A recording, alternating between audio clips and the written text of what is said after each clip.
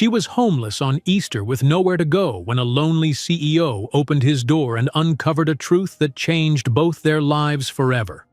But before we dive into the full story, let me know where you're watching from and what time it is. Now, subscribe to the channel, and let's get started. A light drizzle fell over the city on that chilly April afternoon, dampening the sidewalks and turning the passing cars into streaks of gray and silver. For Celeste, however, the quiet rain felt like a grim reminder that Easter Sunday was only hours away, a holiday meant for celebration and family gatherings. Yet there she stood on the curb, a single mother with no place to call home, her 5-year-old son Matthew clinging to her hand. Every shop they passed displayed cheerful bunnies and brightly colored eggs in the windows, but those decorations only deepened the ache in Celeste's heart. She pulled the thin jacket tighter around her shoulders, thinking of how different her life had been just a few short years ago, before everything fell apart, before the man who'd once promised her the world had vanished, leaving her alone, jobless, and forced out of her tiny apartment. She might have found a friend or a relative to stay with if time hadn't whittled her list of loved ones down to no one. A wave of exhaustion washed over her. Another night on a battered cot at the crowded women's shelter, or maybe an even more desperate alternative. Easter used to mean hope, but now it felt like a reminder of all she'd lost. "Mommy, I'm hungry," Matthew whispered, tugging at her sleeve. His eyes were big and trusting, too young to understand why they had to keep walking in the rain. Celeste bent down to smooth his damp hair. "I know, sweetheart," she murmured, forcing a reassuring smile. "I'll find us something soon. Just keep holding my hand, all right?" They set off again, passing an old church with a bright sign announcing Easter services. She considered going inside. Churches sometimes offered free meals or a warm place to sit, but the memory of 3 years ago still burned in her mind. A single night that changed everything.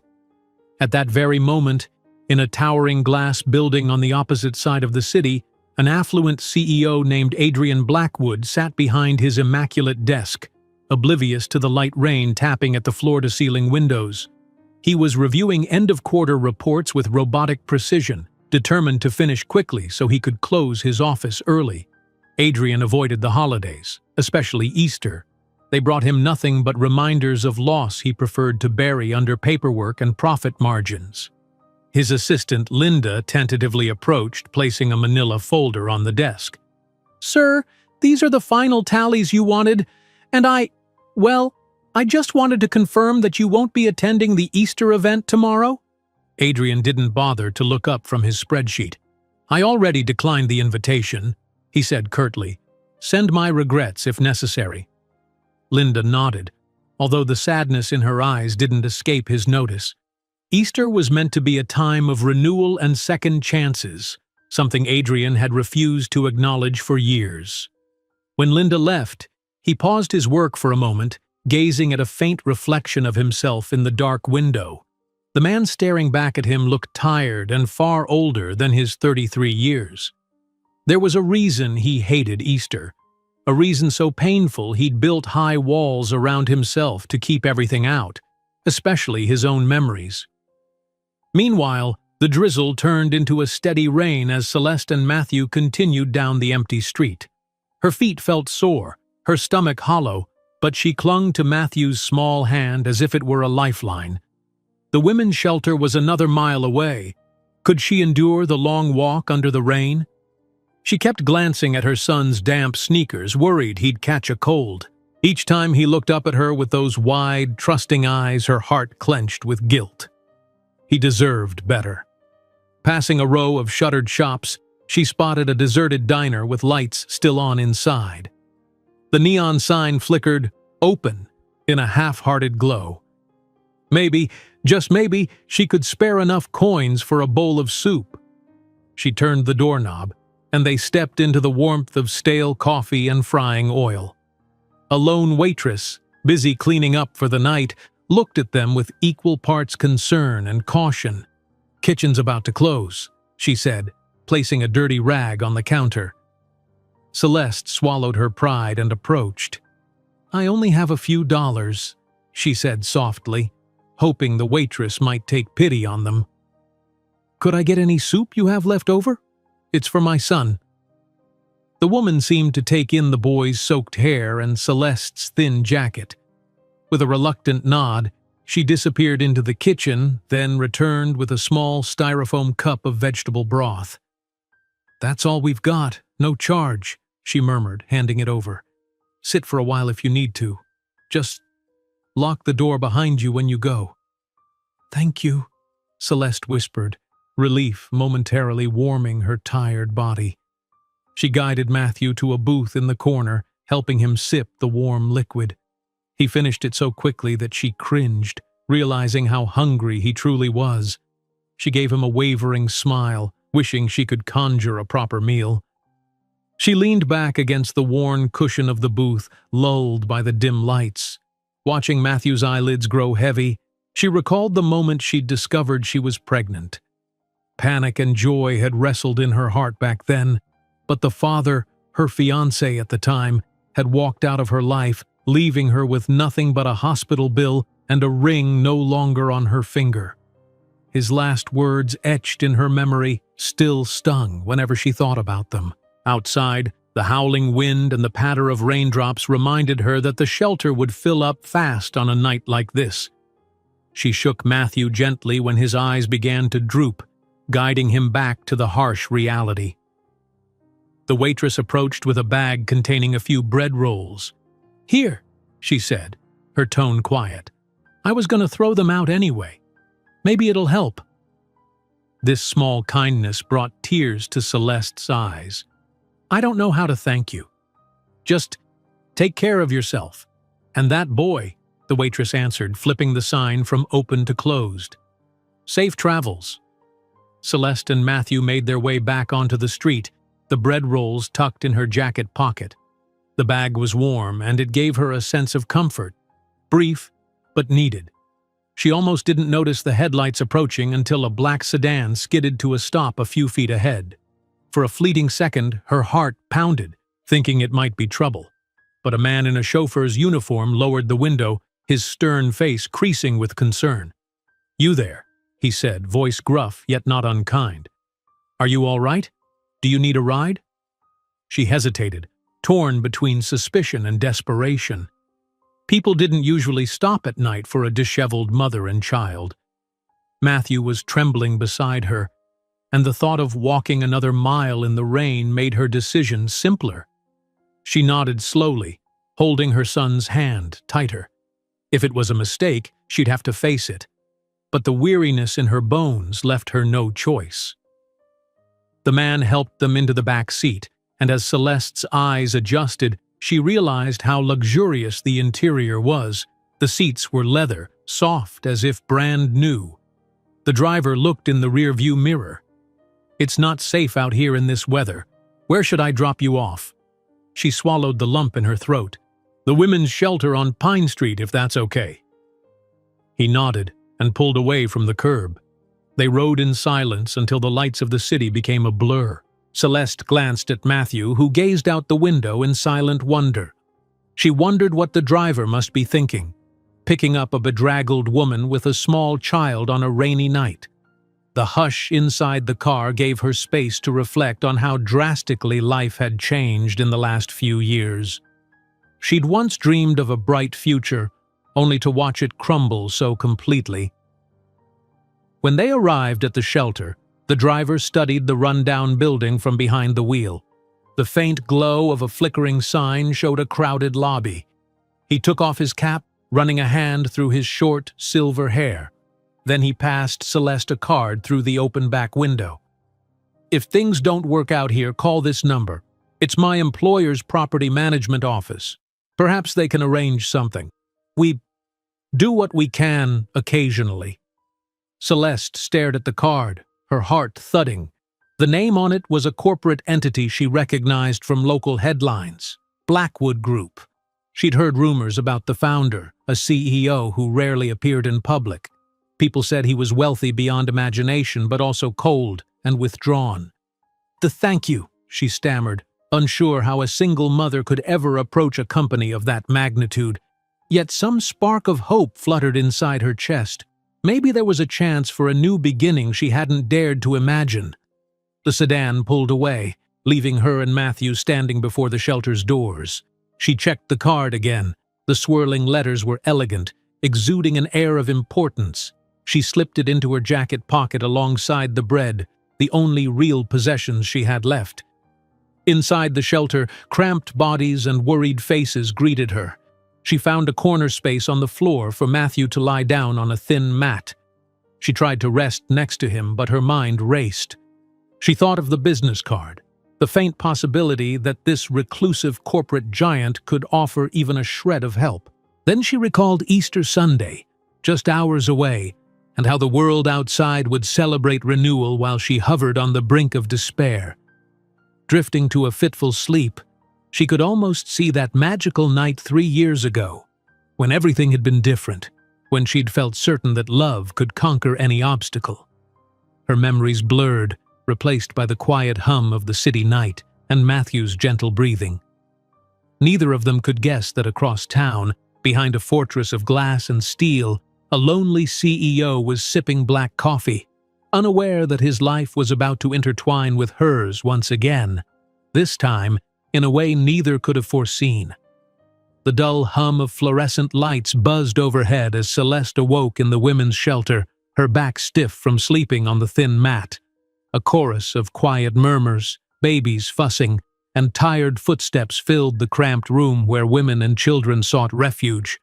She glanced at Matthew curled up beside her, his cheek pressed against the pillow, his small lips parted in sleep. Despite the hard floor and the unfamiliar surroundings, he looked peaceful, innocent, still shielding him from the harshness of their situation. Gently brushing her hand over his hair, she remembered the business card the driver had given her the night before. She'd tucked it into her jacket pocket next to the last of the bread rolls. In the stark morning light, reality seemed more daunting than ever. Would she dare contact the Blackwood Group? What could an ordinary woman, currently homeless, possibly say to a powerful corporation with offices in gleaming skyscrapers and a CEO rumored to be unapproachable? Slowly, others in the shelter stirred. A volunteer moved through the rows of mats, calling out names for the daily sign-in. She handed out plastic cups of weak coffee and small packs of crackers. Celeste's stomach cramped at the scent of coffee, reminding her that she'd eaten almost nothing but half a bread roll for dinner.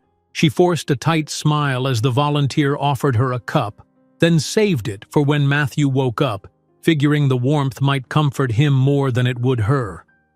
A wave of guilt washed over her.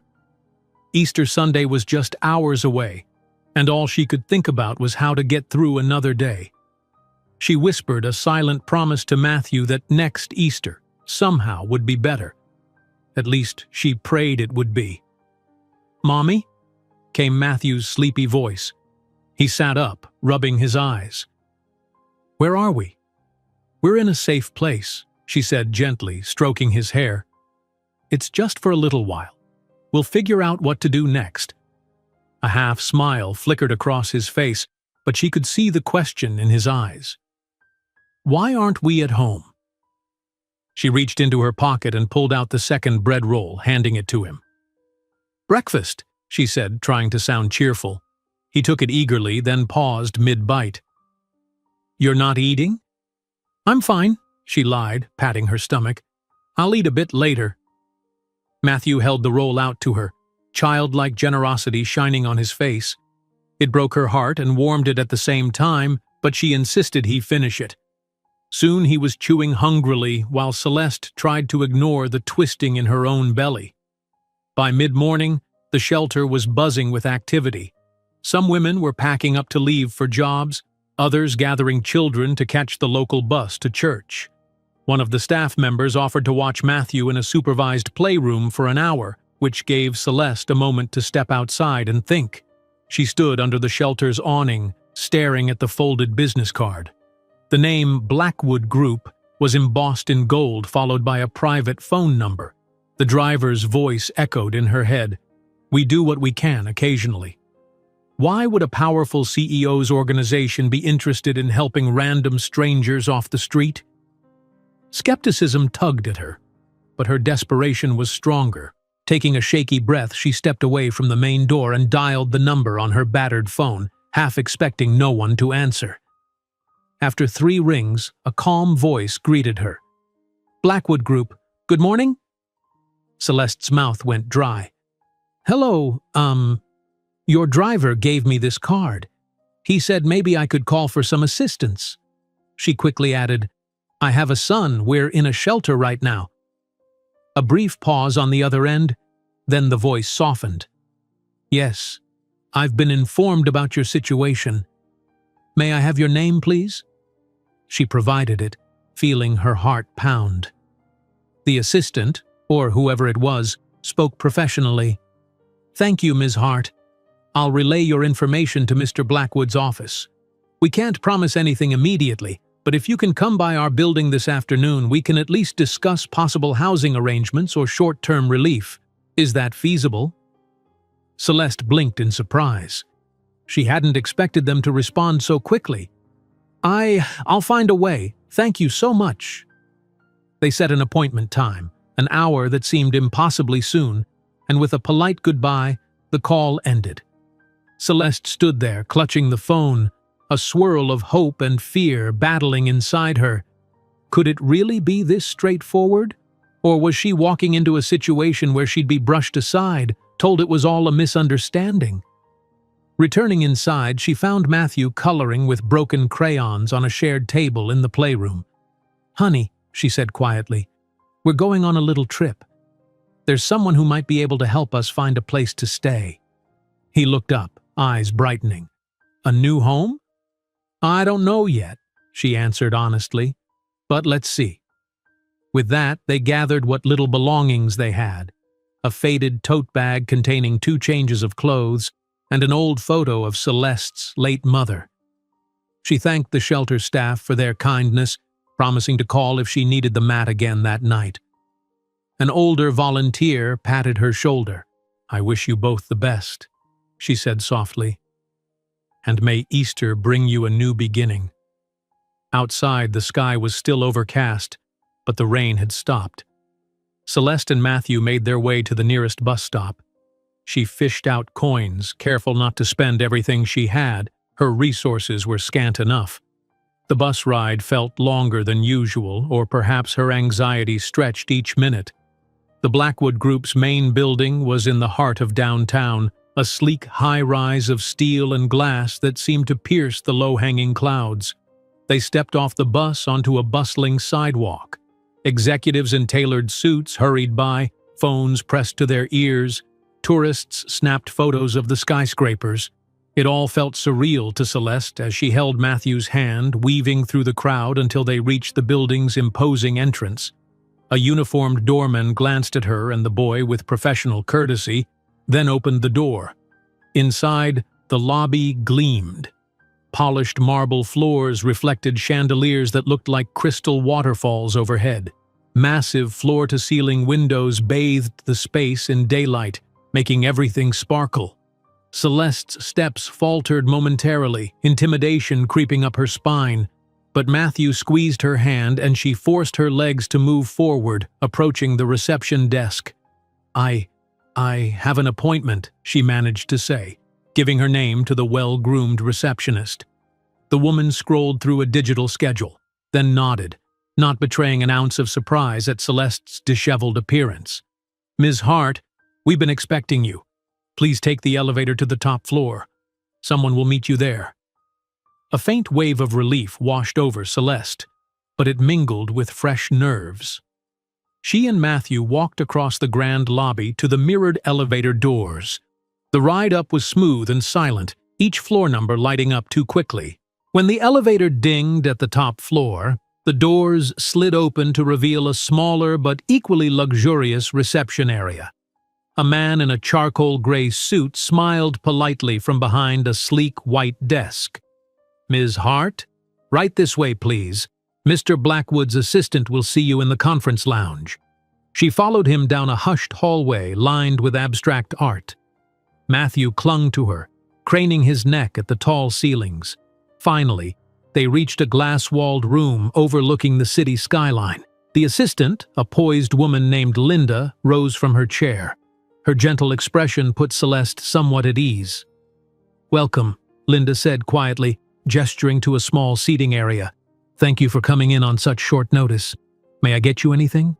Water? Tea for your son?"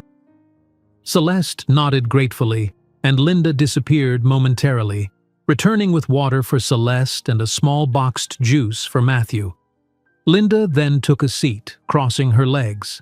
A stack of folders rested on the glass table, but she didn't open them yet. "I understand you spoke to one of our drivers last night," Linda began. "He was concerned about your situation. It's not a service we typically advertise, but Mr. Blackwood does have a philanthropic initiative, especially around certain holidays, where he allocates funds to aid individuals or families in crisis. Temporary housing, job assistance, that sort of thing." Celeste felt her eyes sting with tears. It was more compassion than she ever expected. I don't want to impose, but my son and I are—" She didn't finish. Linda offered an understanding nod. "We'll do what we can. I have some forms that would help us determine what resources you might need. It's just preliminary," she added gently. "In many cases, Mr. Blackwood himself reviews these requests if they're urgent." A brief flicker of apprehension crossed Celeste's face at the mention of the elusive CEO. She recalled rumors that he was reclusive, a workaholic who rarely engaged in personal interactions unless absolutely necessary. Part of her was anxious at the thought of meeting him. Part was oddly curious. "Thank you," Celeste managed, brushing a stray hair from Matthew's forehead as he sipped his juice. "I'm so grateful. But to be honest, I'm also a little overwhelmed."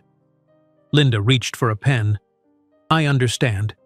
Why don't we start by learning a bit about your background, work experience, living situation, and we'll go from there." Celeste nodded, steeling herself. As Linda began asking questions, Celeste explained how she'd worked as a receptionist until her employer downsized, how she'd struggled as a single mother without support, and how she ended up in the shelter. She skipped over the more painful details, like the father who'd vanished when he learned she was pregnant. That betrayal still cut too deep. Throughout it all, Linda listened intently, taking notes. Something in her demeanor made Celeste feel safe enough to share. Even Matthew, typically shy around strangers, seemed to sense it was okay. He swung his little legs back and forth, occasionally peering at the magnificent view from the window. As the conversation wrapped up, Linda closed her folder. "All right, Ms. Hart. I'll bring this to Mr. Blackwood's attention as soon as possible. It is a holiday weekend, so it might take a day or two before finalizing any arrangements. In the meantime," she tapped her desk phone, "we can certainly put you in a temporary suite if you're comfortable, at least for tonight." Celeste nearly gasped. "A suite?" "It's simpler than it sounds.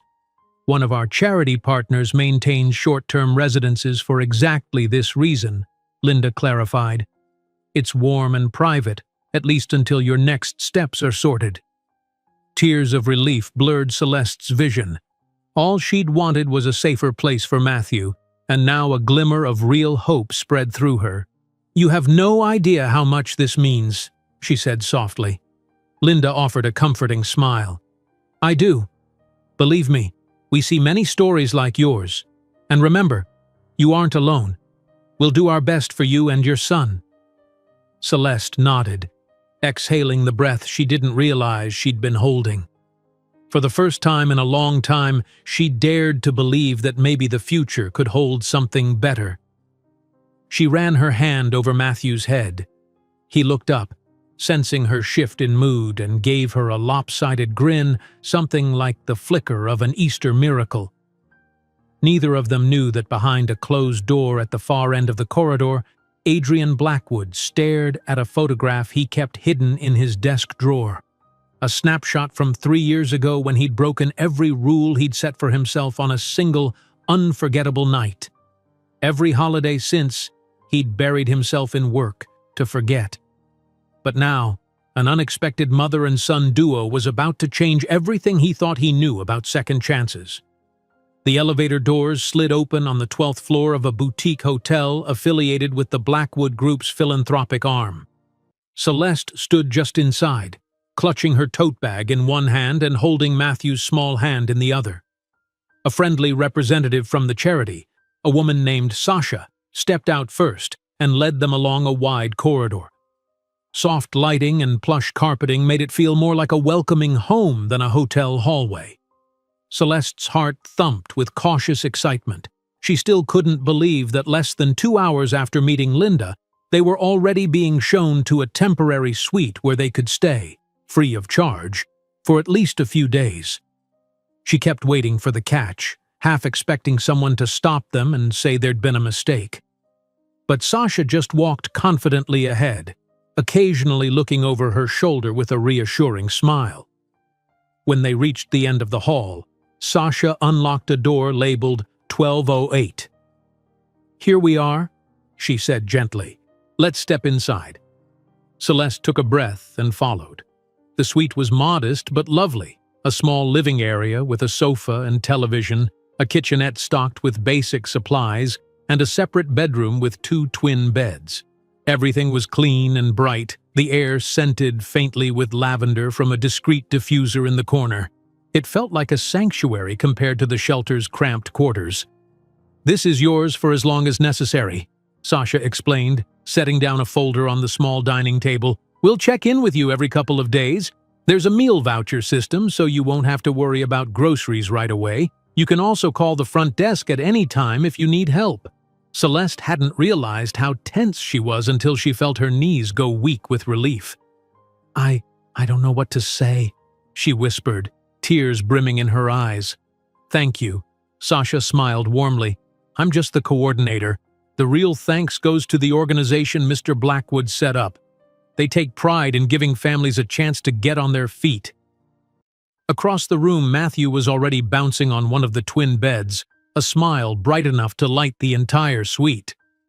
Seeing him so excited, Celeste felt a tender warmth bloom in her chest. With a murmured apology, she stepped aside and let her tears spill silently. For once, they were tears of gratitude, not desperation. While Matthew investigated the television remote, poking buttons and giggling, Celeste turned to Sasha. "How does all this actually work? I mean, beyond the immediate help. Will I have to repay everything someday, or meet with donors?" Sasha shook her head kindly. "We don't operate like a loan program. The idea is to bridge the gap until you can get stable housing and income. Of course, we'll encourage you to explore job opportunities or training programs once you're settled, but you don't owe us financially." She paused, then added more softly, "If you ever want to pay it forward down the line, that's up to you." Relief swelled again.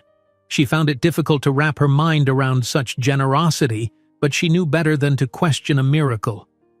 "Thank you," she repeated, her voice trembling. Sasha nodded. "I'll leave you to settle in. Here's my card." She slid a plain business card across the dining table. "My number's there if you have any concerns. Tomorrow is Easter. Our group sometimes hosts a small gathering in the lobby for families. Nothing fancy, just crafts and a little egg hunt for the kids. You're welcome to join, or to rest if you prefer. No pressure." After Sasha left, Celeste collapsed onto the couch. Matthew bounded over and plopped down beside her, eyes shining. "Mommy, can we stay here forever?" he asked. She smiled at him, ruffling his hair. "Not forever, baby, but we can enjoy it for now."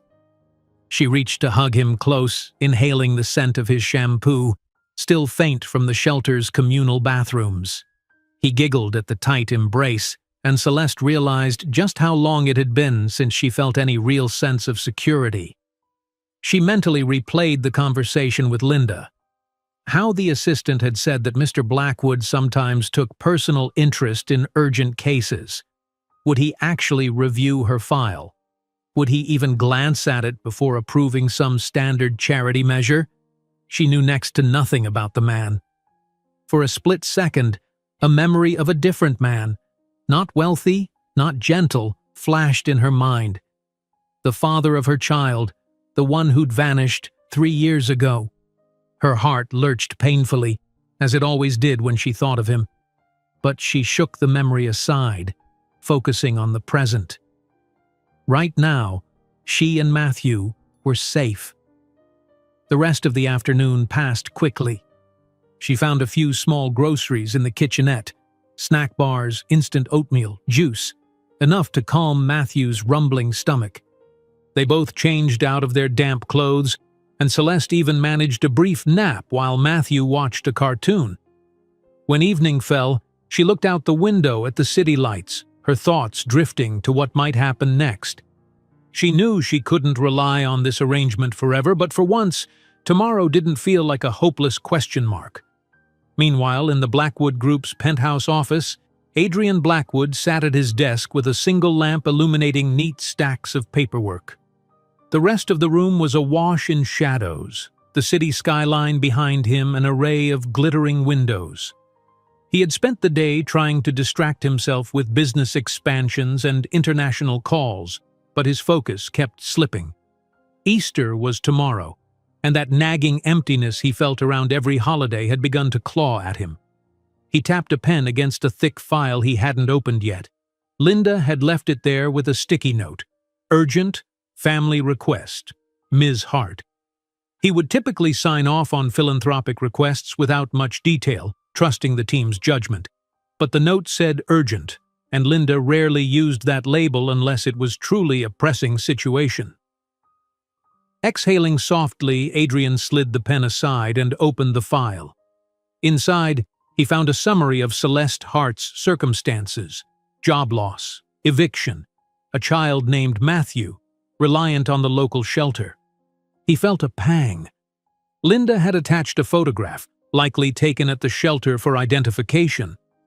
Celeste and her son stood under harsh fluorescent lighting, their eyes tired yet hopeful.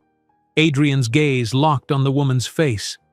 Something about her expression stirred a sense of déjà vu he couldn't place. He flipped through more pages, noting Linda's bullet points. Mother and child placed in hotel suite. Current plan. Short-term relief. Potential for job training. Then came a list of Celeste's past employment roles, her references, and her mention of a fiancé who'd disappeared. Adrian paused over that last line, feeling a strange ache in his chest. He closed the folder, rubbing his temples. He hated how emotional these cases made him feel, especially around this time of year.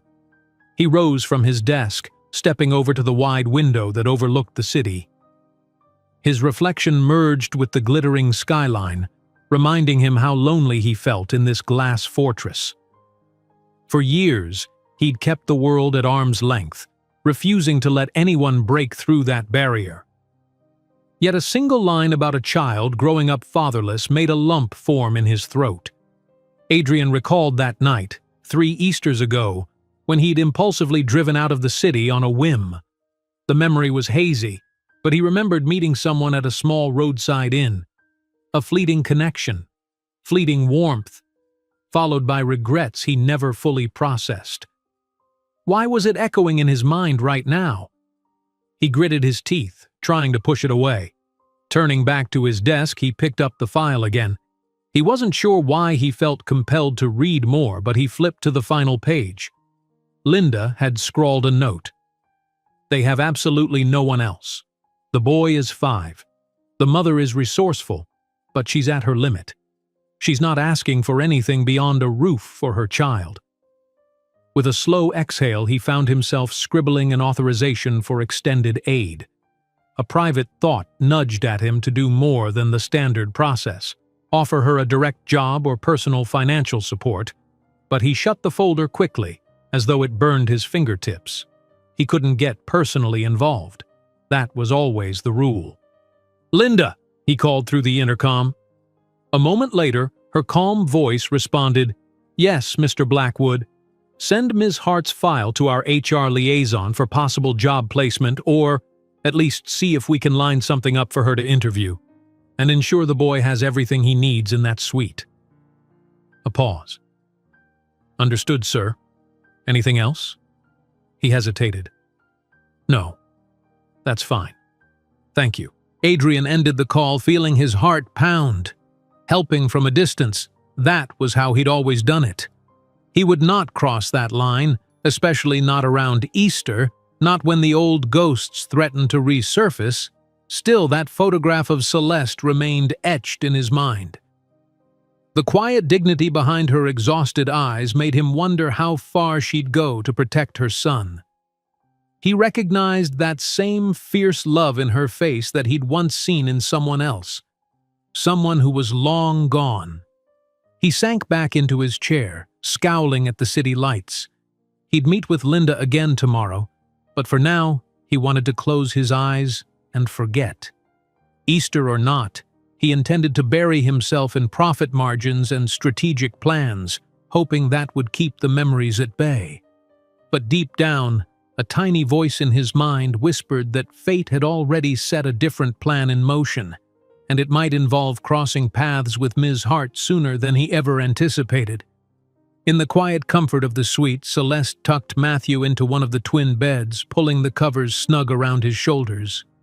Outside the window, a cool night breeze rustled the curtains, and she could see the faint glow of city lights. For a moment she pictured what tomorrow might bring, maybe an Easter with real laughter instead of the usual dread. She sat on the edge of the bed, brushing his hair back as he drifted off. It struck her how miraculous it felt just to have this moment, to watch him fall asleep somewhere safe. She whispered a silent thank you to whatever force of the universe had led her to that driver last night. Maybe, just maybe, things were starting to turn around. Exhaustion soon pulled her toward the other bed. As she closed her eyes, she couldn't help recalling her first Easter with Matthew, when she still clung to hope that his father might return. Now, 3 years later, she wasn't holding out for that at all. She just wanted to give Matthew a stable home, no matter what she had to do or how many hours she'd have to work. Unbeknownst to her, miles across the city, Adrian Blackwood tried to sleep in his dark penthouse, haunted by his own Easter memories. Both of them separated by status, secrets, and heartbreak, yet strangely connected by a single chance encounter that neither of them fully remembered, at least not yet.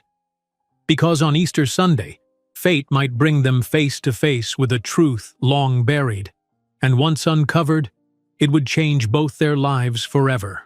Early Easter morning, Celeste awoke to soft rays of sunlight streaming through the hotel suite's curtains. For a moment she forgot where she was. Her mind still clung to the stress of the shelter and that familiar uncertainty. But then her eyes landed on the neat little kitchenette and the comfortable armchair by the window, and she remembered with a surge of gratitude that they had a warm place to call their own, at least for now. She threw off the blankets, noticing Matthew still asleep in the twin bed across from her. His small face was relaxed, mouth slightly open, his lashes a dark flutter against his cheeks. In moments like this, he looked so much younger than 5, so fragile that she felt both protective and hopeful at the same time. Being careful not to wake him, she tiptoed into the kitchenette. The clock on the microwave read 7:02 a.m. She rummaged quietly, finding enough provisions for a simple breakfast, packets of instant oatmeal, small cartons of milk, and a banana or two. A wave of relief filled her. Knowing they had enough to eat first thing in the morning was a luxury she'd stopped taking for granted. She set a small pot on the single electric burner to heat water. After a few minutes, the aroma of oatmeal drifted through the suite, stirring Matthew from sleep. He sat up, blinking in confusion before remembering where he was. "Mommy!" he called, then slid out of bed and hurried over. His grin showcased a mix of baby and adult teeth that always made her heart flutter. "Morning, sleepyhead," Celeste teased, handing him a mug of warm oatmeal. She'd cooled it by stirring in milk. He perched on a chair at the small dining table, slurping happily. She watched him with fond amusement, noticing how the shadows under his eyes had lessened.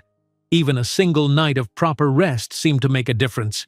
When they finished breakfast, Celeste glanced at the clock again. She recalled that Sasha had mentioned an Easter gathering in the lobby, an egg hunt or something similar for the children. Part of her hesitated, uncertain whether it was truly meant for them or for other hotel guests. But then she pictured Matthew rummaging around for plastic eggs, smiling carefree like a normal kid, and the thought was too tempting to pass up. "Matthew," she said, "would you like to check out the lobby today? They might have a special Easter activity for kids." He practically leapt off his chair, eyes wide. "Egg hunt? That's what I heard. Let's get dressed first." In the bedroom, Celeste combed her hair, wishing she had a nicer outfit. Her clothes were mostly worn and mismatched, given the chaos of recent weeks. She settled on a clean pair of jeans and a soft sweater, then helped Matthew change into his tidiest shirt. A part of her remembered past Easters, her mother's tradition of dressing up in new clothes for church, then enjoying a grand meal at home. This year felt different, but maybe it could still hold some magic. They headed downstairs to the lobby, stepping out of the elevator onto a scene that could have been plucked from an Easter postcard. The staff had decorated with pastel balloons and colorful banners. A small corner near the reception desk featured a makeshift garden of potted plants and artificial turf where plastic eggs peeked out from behind toy bunnies and foam chicks. A handful of other children, mostly from nearby rooms or staff families, scampered around, baskets clutched in their arms.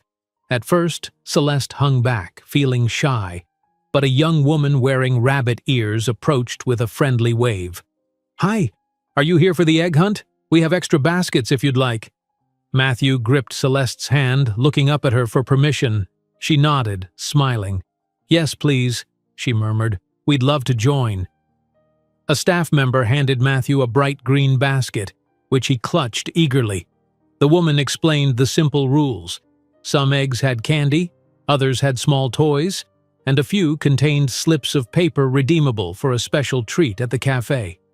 "Have fun," she said, stepping aside so the new arrivals could join in.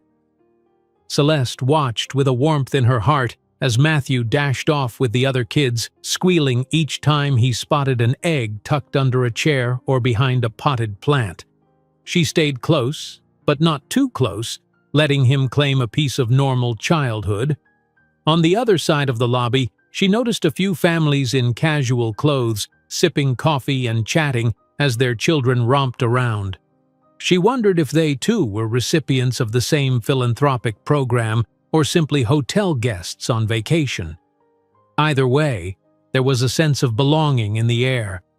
Nobody seemed to judge her or question why she was there. Amid the laughter and rustle of candy wrappers, Celeste caught sight of Sasha standing near the reception desk, speaking quietly with another staff member. When Sasha noticed Celeste, she waved her over. "How are you settling in?" she asked, voice warm with genuine concern. "It's wonderful," Celeste replied, meaning it wholeheartedly. "Matthew's having a blast. Thank you for letting us join in the festivities." Sasha smiled. "That's what today is about, fresh starts and little joys."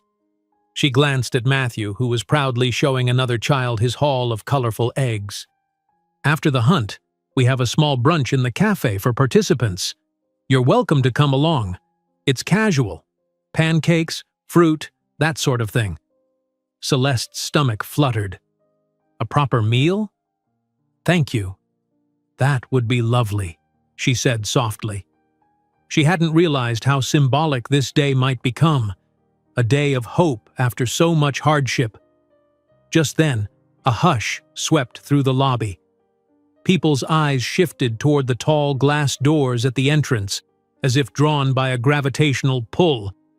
Celeste followed their line of sight and saw a tall figure stepping inside, flanked by a subdued older man who wore a chauffeur's uniform.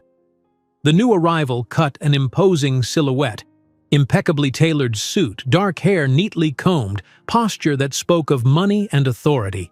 He carried himself with a sort of aloof detachment, even as staff members nodded in greeting. It was Adrian Blackwood, the man behind the entire corporate empire, the rumored recluse, the unseen force behind Celeste's unexpected salvation. Her breath caught in her throat. She had never laid eyes on him before, but something about him felt strangely familiar. She wondered if it was simply the familiarity of his name and reputation. He paused near the reception desk, scanning the colorful chaos of the egg hunt with a carefully neutral expression. The staff seemed surprised to see him, some greeting him politely, others moving aside to give him space. It was unusual, Celeste guessed, for the CEO himself to show up on a holiday. Sasha cleared her throat, stepping forward. "Mr. Blackwood," she said politely, "I didn't realize you'd be joining us today. Happy Easter." She tried to keep her tone bright, but there was a hint of tension. No one wanted to do or say the wrong thing around the boss. Adrian nodded a greeting, his gaze flicking across the children before settling on Sasha. "I had some business in the area," he replied with a crisp edge to his voice. Then, more softly, he added, "I thought I'd check on the hotel's holiday event." His eyes caught Celeste's for a fraction of a second, and she felt an odd jolt, like static electricity dancing across her skin. He looked away almost immediately, continuing his conversation with Sasha. But that brief moment left her heart pounding. She couldn't place why, but something about his presence felt heavy, as though the air had shifted with unspoken tension. She tried to compose herself, turning her attention back to Matthew. He was triumphantly holding up an egg with a slip of paper inside, which likely meant a special treat. She rushed over to congratulate him, ignoring the sense that someone else was watching. The reality was probably simpler. Adrian Blackwood was simply overseeing his philanthropic event, not specifically noticing her. She was just another beneficiary among many. But the longer she lingered near the children, the more she felt Adrian's presence in the corner of her vision.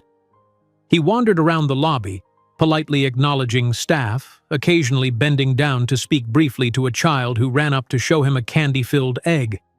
Each time, Celeste observed his careful distance, as though he wasn't quite sure how to interact with an atmosphere so full of laughter and warmth.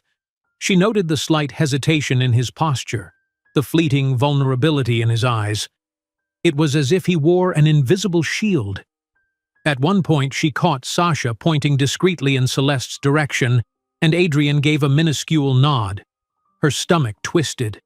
Was she about to be called over for a polite introduction? She didn't know whether to feel grateful or frightened. A swirl of questions rose. How was she supposed to greet this man who'd saved her from homelessness without even knowing her? Before she could decide, Matthew bounced up, tugging at her sleeve. "Mommy, look!" He brandished a small plastic bunny figurine. "I found it in a purple egg!" She knelt to admire his prize. "That's wonderful, sweetheart. Do you like it?" "Uh-huh," he grinned. "Can we keep it forever?" She ruffled his hair. "Absolutely." Distracted by Matthew's excitement, she missed the moment Adrian slowly approached from behind, hands in his pockets. When she looked up, there he was, less than 5 feet away. It startled her, and she quickly stood, her cheeks flushing. He seemed equally uncertain, as if he wasn't used to casual introductions in a hotel lobby bustling with children and candy wrappers. "Mr. Blackwood," she said softly, unsure of the proper etiquette. Did she curtsy, shake his hand, thank him on her knees for the roof over her head? But Adrian simply gave a polite tilt of his head. Up close, his eyes were a deep gray blue, and though they carried an air of guardedness, Celeste thought she saw a flicker of recognition. He opened his mouth to speak, then hesitated. Matthew, unaware of adult nerves, stepped right in front of Adrian and held up his new bunny figurine. "Look!" Matthew exclaimed, undaunted by the man's imposing presence. "It's my bunny! I found it!"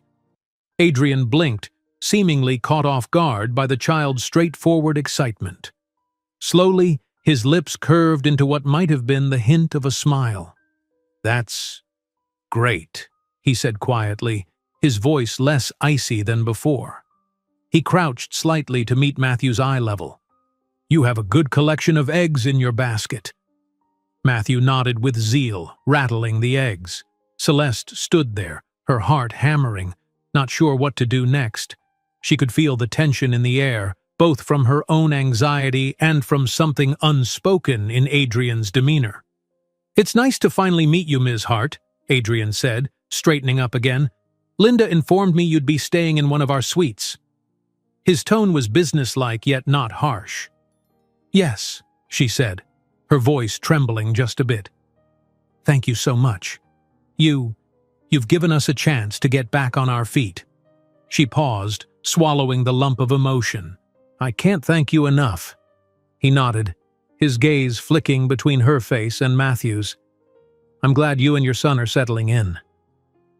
The words were formal, but there was a subtle softness in his eyes, something almost haunted. She wondered if he always looked like this or if the holiday stirred something deeper inside him. Before she could speak again, a staff member called Adrian over to greet a visiting sponsor. He inclined his head to Celeste one last time and strode away, leaving her exhaling the breath she'd been holding. The entire exchange lasted barely a minute, yet she felt drained by the intensity. Matthew tugged her sleeve again, oblivious. "Mommy, can we go see if they have pancakes now?" She smiled down at him, her heart still racing. "Yes, let's go do that." As they walked toward the cafe area with other families, Celeste threw one more glance over her shoulder. Adrian stood by the main entrance conversing with a sponsor, but she saw his eyes drift in her direction. Their gazes locked for a split second, long enough that she felt a jolt of something akin to familiarity. Then he turned away again, maintaining that carefully composed exterior. Inside Celeste's mind, questions swirled. Why did he seem so distant yet oddly affected? Could it be the normal awkwardness of a CEO who rarely mingled in such casual settings? Or was there another reason behind the fleeting recognition in his eyes? She couldn't be sure. All she knew was that her heart was pounding, and the encounter felt like it held more weight than a typical employer-client greeting. With Matthew chattering happily about pancakes, Celeste told herself not to dwell on it. She had enough to worry about, making sure she and her son rebuilt their lives. Still, she couldn't shake the lingering sense that something unspoken had just passed between them, something that might cast a long shadow over both their futures, for better or for worse. Late that afternoon, Celeste returned to the hotel suite with Matthew, both of them still buoyed by the festive energy downstairs. Her son clutched his basket of plastic eggs and candy treasures like a prized trophy, recounting every moment of the hunt in animated detail. She smiled at his enthusiasm, grateful he'd enjoyed even a small taste of normal holiday fun, but the brief meeting with Adrian Blackwood lingered in her mind. She couldn't pinpoint why. It had been so fleeting. Yet the memory of his guarded gray-blue eyes, the almost hesitant way he'd bent down to talk to Matthew, and the faint crack in his otherwise impassive demeanor all stayed with her. She tried to shake it off, reminding herself that he was just a wealthy philanthropist, and she was just a mother in need. No matter how unorthodox it felt, that was the simple truth. The suite had been tidied by housekeeping during their time in the lobby. A fresh fruit basket awaited on the table, courtesy of the hotel. Matthew set his Easter haul on the counter, rummaging for the final piece of candy, a pink-wrapped chocolate egg. Celeste, longing for a moment's quiet, sank onto the couch, stretching her tired legs. Out the window, the city lights began to glow as dusk approached. She glanced at Matthew, who was too enthralled with his bounty to notice anything else. "I'm going to make a quick call, honey," she told him. He nodded, unwrapping his candy with single-minded focus.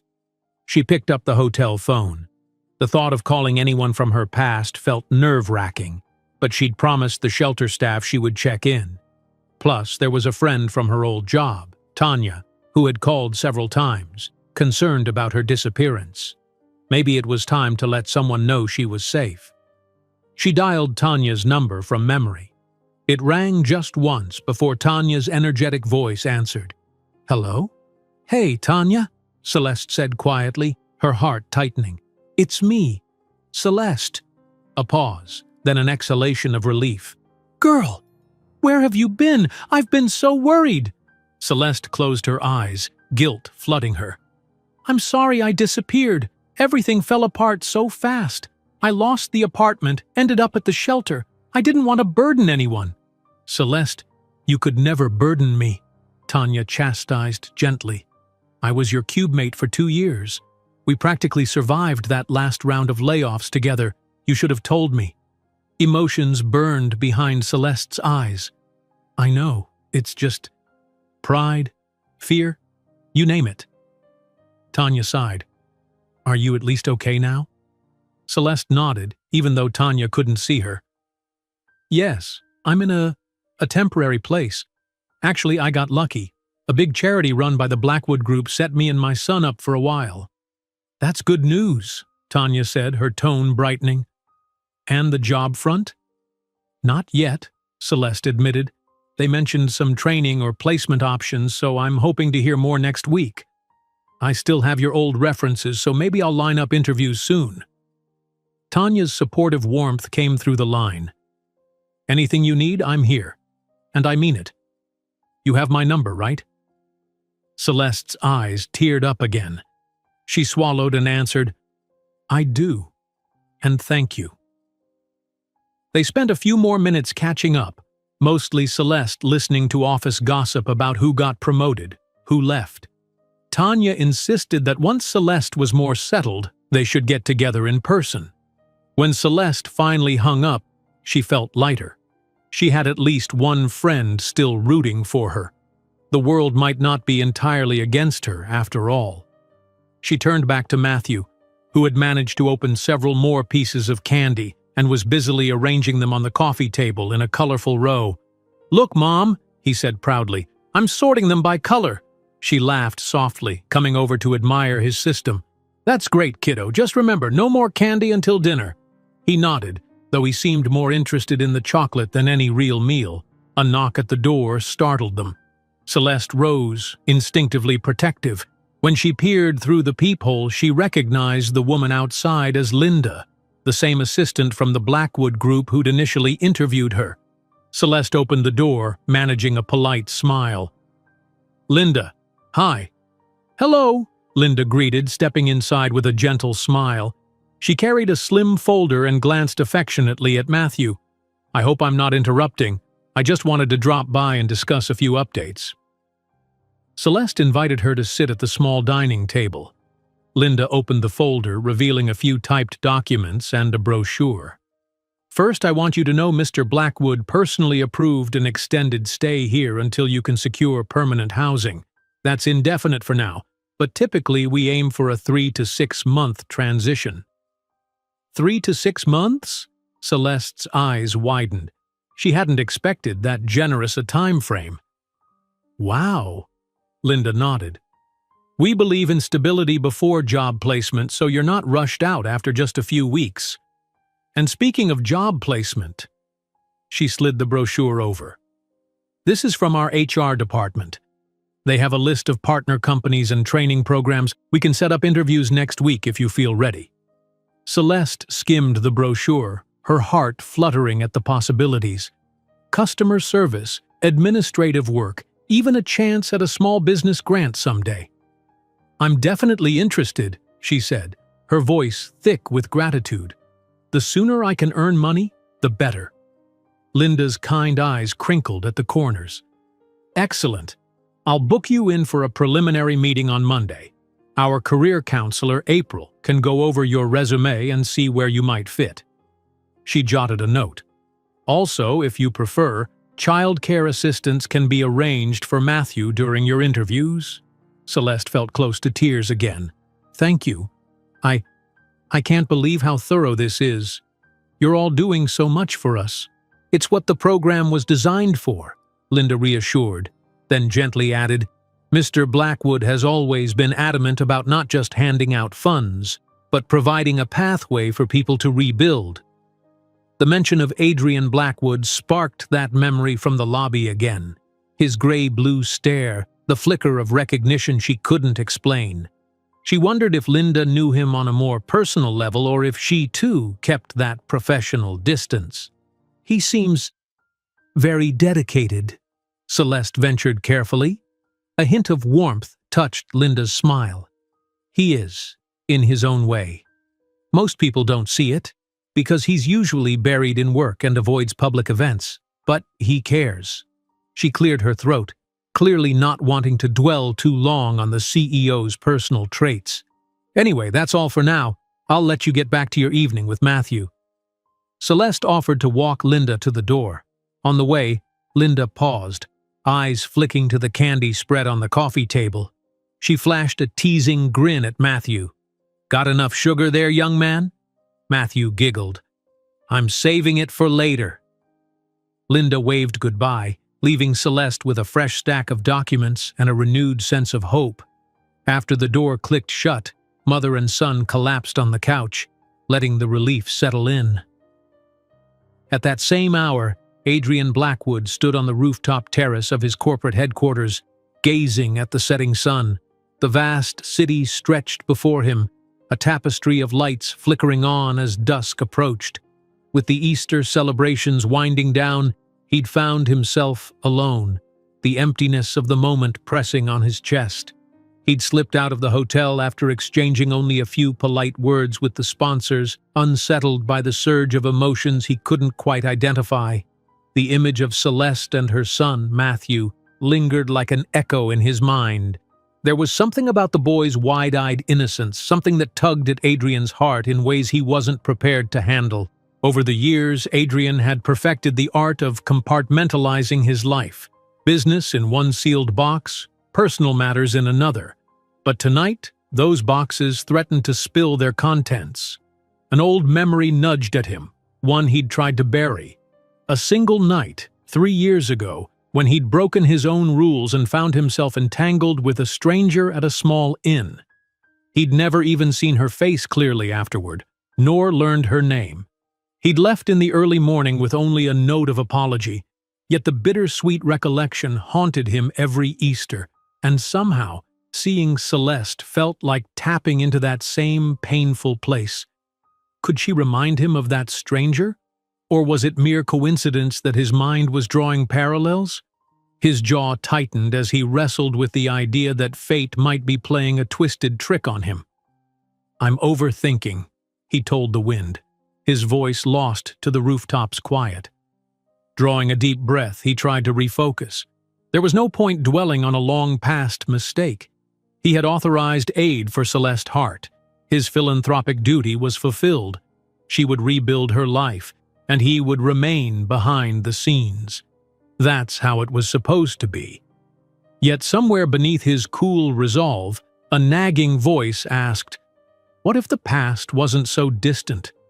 What if some piece of that Easter night lived on in ways he'd never accounted for? He shook his head, dispelling the thought. Gripping the terrace railing, he stared harder at the sprawling cityscape. If there was anything he'd learned from his lonely ascension to billionaire CEO, it was that regrets needed to stay locked away. Let others celebrate new beginnings. For Adrian Blackwood, Easter was just another day to keep moving forward, alone and always in control. Back in the suite, night set in. Celeste tucked Matthew into bed after a modest dinner, turning off the overhead lights so the lamplight bathed the room in a soft glow. She settled on the couch, reading over the documents Linda had left, pages detailing possible administrative positions, childcare resources, even a monthly stipend if she enrolled in certain job training courses. It was more opportunity than she'd ever expected. Her gaze drifted to the window, where distant skyscrapers twinkled against the night sky. Among them, she knew, was the building that housed Adrian Blackwood's office. She wondered if he was there, working late as rumored. Perhaps he'd already forgotten their brief interaction in the lobby, just a small moment in his busy day. Yet for her, it felt strangely significant.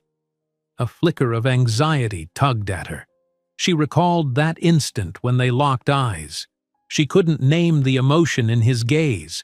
Was it surprise, curiosity, regret? Part of her wanted to dismiss it as her own imagination, but another part whispered that there might be a puzzle piece missing. She pressed a hand over her racing heart, shutting her eyes. "You're just grateful," she told herself in the hush of the suite. Don't read more into it than that. Yet a quiet corner of her mind held the uneasy sense that destiny was nudging them onto the same path for reasons neither of them fully understood. And if that path revealed a long-hidden secret, one tied to a night Celeste had tried hard to forget, then everything about this new beginning might come crashing down before it could truly start. Monday morning brought a sense of renewed energy to the suite. Celeste woke early, the sunlight painting the room in soft gold.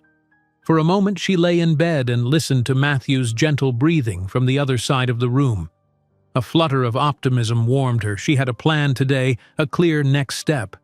She quietly slipped into the kitchenette to prepare breakfast. Instant oatmeal again, though this time she added a little honey from the mini fridge stash. Matthew stirred at the smell, sitting up and rubbing the sleep from his eyes. He swung his legs over the bed and wandered over, sniffing appreciatively. "What's that, Mommy?" he asked, peering into the bowl. "Oatmeal with a secret ingredient," she teased, drizzling the honey. "Taste it." He took a spoonful and grinned. "It's sweeter now." She smiled back, heart lifting at how even these small pleasures meant so much after the hardships they'd endured. "Yep, can't have you going hungry, especially on a big day," she said, remembering the meeting Linda had scheduled with the career counselor at 10 a.m.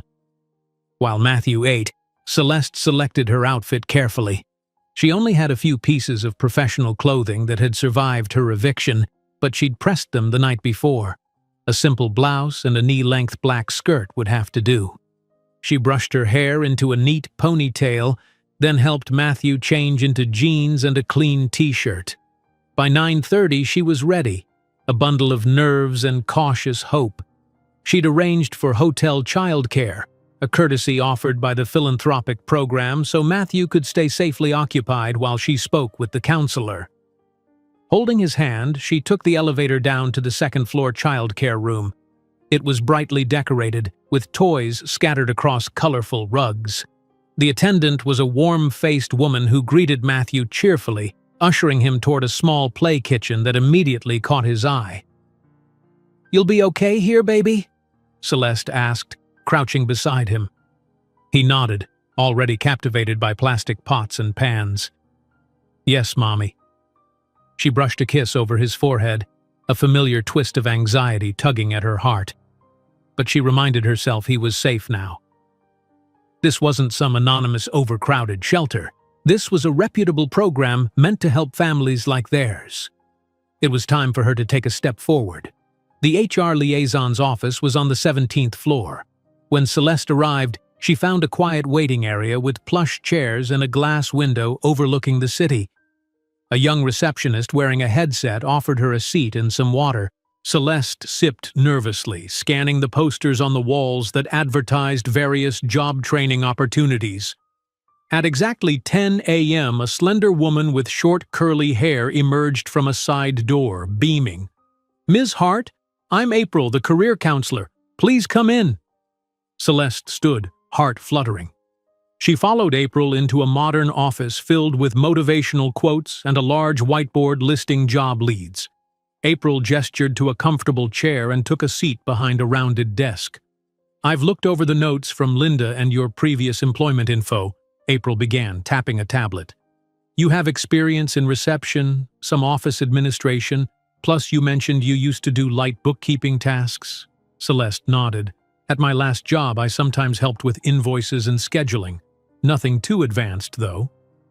"That's still very useful," April said, smiling. "We have a few partner companies currently looking for entry to mid-level admin staff. One does event planning, another is in property management. How do you feel about interviewing?" Celeste swallowed. She was both excited and terrified. "I'd be grateful for any opportunity," she admitted. "I just haven't interviewed in a while." April's tone was reassuring. "No problem. We can do a practice run if you'd like. Also, I'll help tweak your resume. Sometimes reformatting it to highlight your strongest skills can make a difference." They spent the next hour discussing Celeste's work history, her strengths, and what sort of environment she might thrive in. April offered pointers on how to handle interview questions, especially the gaps in her employment due to her struggles as a single mother. Celeste took diligent notes, feeling a mix of relief and eagerness. It felt good to be proactive again rather than stuck in survival mode. "Let's aim for 2 interviews this week," April said, scanning her screen. "I see that the property management firm has an opening for a front desk coordinator, someone who can greet clients, handle phone calls, manage scheduling. You'd essentially be the face of the office. It's a full-time position with benefits." Celeste tried not to look too hopeful, but she couldn't help the spark in her eyes. "That sounds perfect. I'm used to reception work and I enjoy interacting with people." "Wonderful," April responded, tapping notes into her tablet. "I'll set that up. There's also a second role at a non-profit event organizer. They need admin support for fundraising galas and community outreach. Might be more fast-paced, but it's also quite fulfilling. If that appeals to you, I can arrange an interview as well." "That would be amazing," Celeste breathed. She'd never imagined having 2 solid leads so quickly. "Thank you, April," the counselor beamed. "That's what I'm here for. Let's keep in touch daily. And remember, you have childcare support while you interview. The next step is in your hands, but we'll guide you every step of the way." As Celeste left the office, she felt buoyant. She retrieved Matthew from the childcare room where he'd drawn pictures of a bright yellow house with himself and Celeste smiling out front. It nearly brought her to tears. Perhaps, she thought, they were close to building a real home, one that wasn't just a dream on paper. That afternoon, Adrian Blackwood prowled the corridors of the corporate tower, his mind torn in several directions. He'd spent the morning dealing with an international client crisis, an entire product shipment stuck in customs, yet even as he resolved it, his thoughts drifted. Linda had mentioned Celeste's upcoming job placement meeting. Adrian told himself it was just routine knowledge, part of the philanthropic updates he received. Still, he found himself wondering how her meeting was going, if she was nervous, if the little boy would be all right in the daycare. "Focus," he muttered under his breath, stepping into the executive conference room. He had a meeting with board members to finalize quarterly strategies. Surrounded by suits and ties, he forced his attention on the presentation slides. Profit margins, expansions, acquisitions. Normally, he thrived on this data. But today, it felt like background noise. Halfway through the meeting, Linda entered discreetly, passing him a note. He glanced down. "Property management front desk coordinator interview for Ms. Hart set for Wednesday. Also, event planning interview Friday. FYI, no immediate action needed from you, just updating."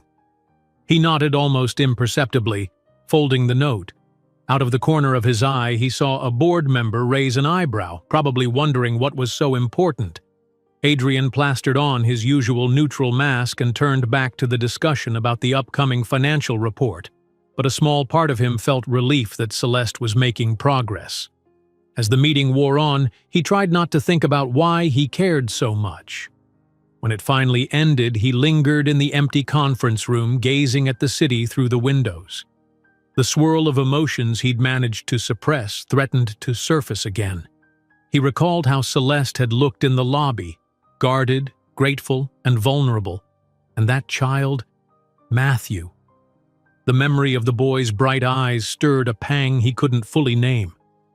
With a frustrated sigh, Adrian headed back to his office, determined to drown himself in more data. He needed to maintain professional distance.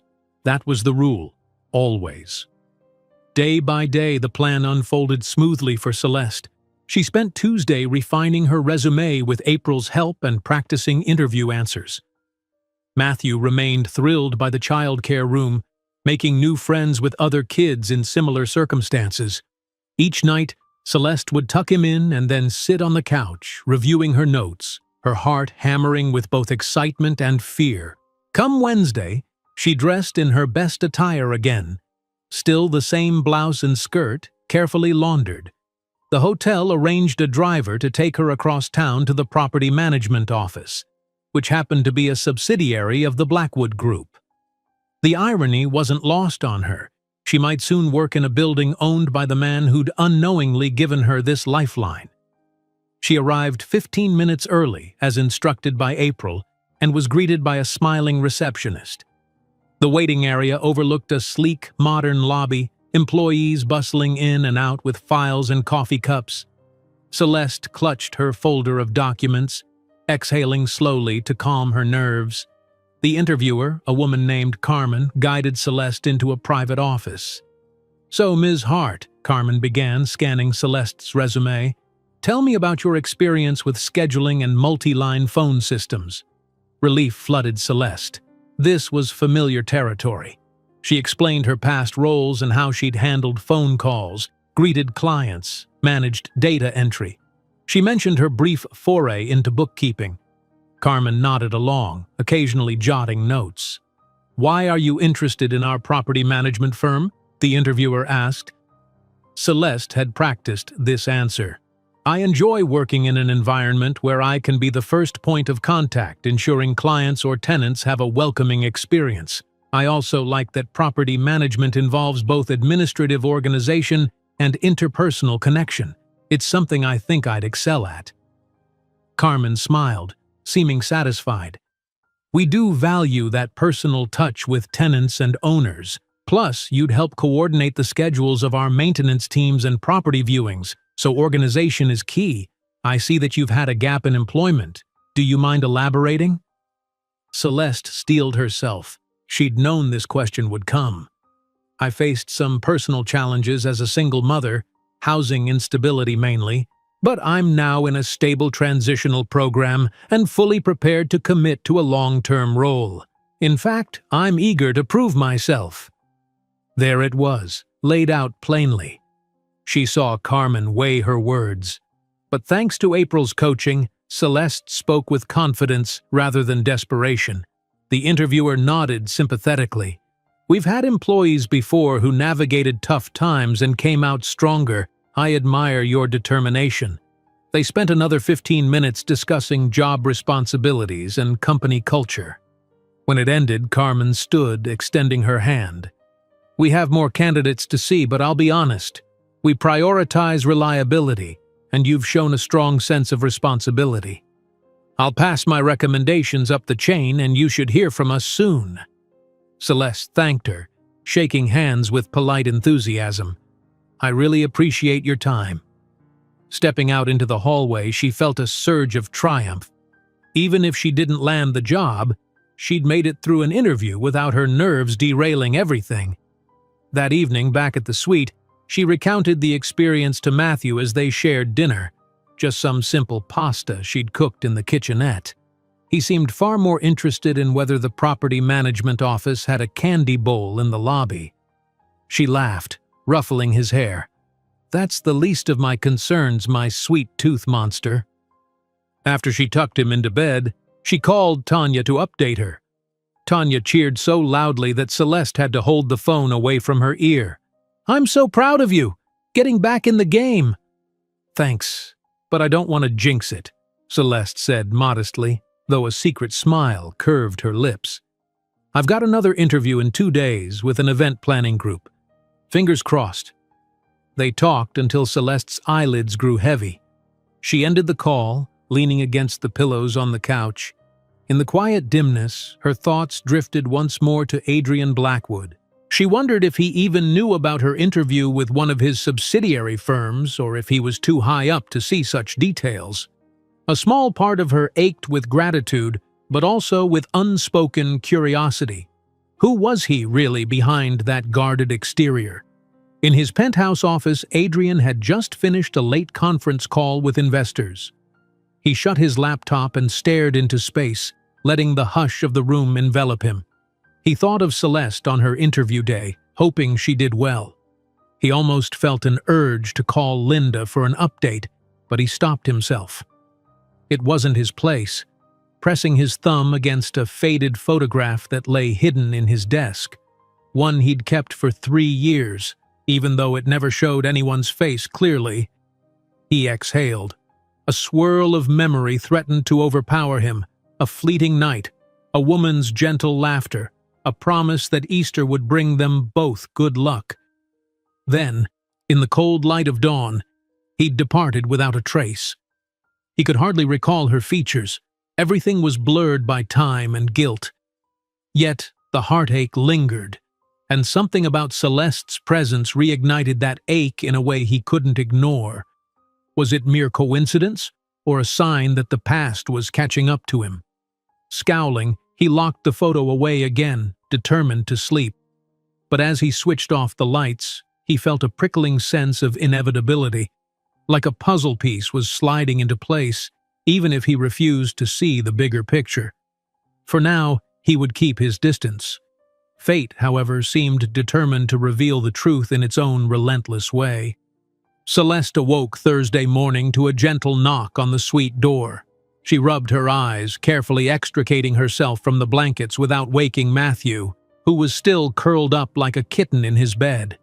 Padding quietly across the carpet, she opened the door to find a hotel staff member, an older man with kindly eyes, holding a small package. "Good morning, Ms. Hart," he said in a subdued tone. "We received a delivery for you at the front desk." Celeste blinked in surprise. "A delivery? For me?" He nodded, handing over a slim cardboard box addressed simply with her name and the hotel's address. With a polite bow of his head, he departed. Celeste closed the door gently, heart thumping. She carried the box to the small dining table, curiosity churning in her gut. Who knew she was staying here besides the philanthropic staff and Tanya? She peeled back the tape. Inside, she found a neatly folded blazer in a soft charcoal color, with a note resting on top. The note bore neat handwriting. "Thought this might be helpful for your next interview. Rooting for you. Tanya." Celeste smiled, relief bursting in her chest. Her friend must have overheard her mention that she only had one decent outfit. A wave of gratitude swelled at Tanya's kindness. Although Tanya wasn't exactly wealthy herself, she'd clearly spent money on this to boost Celeste's confidence. Tracing a finger over the blazer's fabric, she felt tears threaten to brim. She blinked them away, determined to focus on the positivity. Someone out there believed in her. Just then, Matthew stirred, letting out a sleepy mumble before pushing himself upright. "Mommy," he said, voice still thick with drowsiness. "Who was at the door?" She turned, hugging the blazer to her chest. "Just a friendly delivery, sweetheart. Go wash up. I'll make breakfast." He nodded, yawning as he ambled to the bathroom. Celeste set the blazer aside, thinking of her second interview, scheduled for the next day with an event planning company. It had sounded more fast-paced than the property management role, but also more creative. Now she'd have a perfect outfit to wear, something that might help her stand out as professional and confident. She and Matthew ate oatmeal again, though she added fresh fruit from the hotel's welcome basket to liven it up, and mapped out the day's plan. She wanted to stop by the resource center to see April for any last-minute interview advice. Then maybe some reading time with Matthew in the lobby's small children's library corner. By mid-morning, they headed downstairs. The philanthropic program's resource center was on the third floor, set up like a communal office space with desks, pamphlets, and a few counselors working at laptops. April was there, smiling at the sight of them. "Celeste, I wasn't expecting you until tomorrow," she said, pausing her typing. "How can I help today?" Celeste explained about the thoughtful gift from Tanya and how she wanted to be fully prepared for her next interview. "I really want to make a good impression. I've never worked specifically in event planning, so I'm a little nervous." April nodded enthusiastically. "No problem. Let's do a quick rundown of possible questions they might ask you. It's a small organization, so they'll likely focus on how you handle multitasking, deadlines, and occasionally unruly clients." She grinned. "Event planning can be chaotic, but if you thrive in a dynamic environment, you'll shine." Matthew busied himself at a corner table with coloring sheets while April and Celeste spoke in low tones. They hashed out sample questions. Tell me about a time you handled a crisis, or how do you manage competing priorities? And Celeste took notes. Although a few butterflies fluttered in her stomach, she felt more assured after the practice session. On the way back to the suite, they passed through the lobby, where a small commotion drew their attention. Several staff members were hurriedly rearranging furniture, and a tall banner read, "Welcome Global Partners Conference Blackwood Group." Celeste paused, reading the sign. A passing employee noticed her curiosity. "We have some international partners flying in for a strategic conference," she explained. "They'll be meeting in the main conference rooms over the weekend." Celeste nodded, stepping aside so the staff could roll in more chairs. She recalled hearing something about Adrian Blackwood entertaining foreign investors or partners. Just the mention of his name sent a faint wave of nervousness through her, though she didn't fully understand why. Perhaps it was the lingering memory of his guarded expression, or maybe it was the sense that any large event involving him might bring them unexpectedly face to face again. Trying to shake off the odd tension, she guided Matthew to the elevator.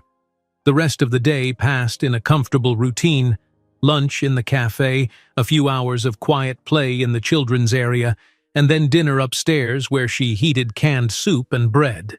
Despite her limited cooking resources, Matthew seemed perfectly content, munching away and chatting about cartoons he'd watched with the other kids. Celeste attempted to sleep early that night, wanting to be well rested for her big interview. Yet as she lay in bed, her mind whirled.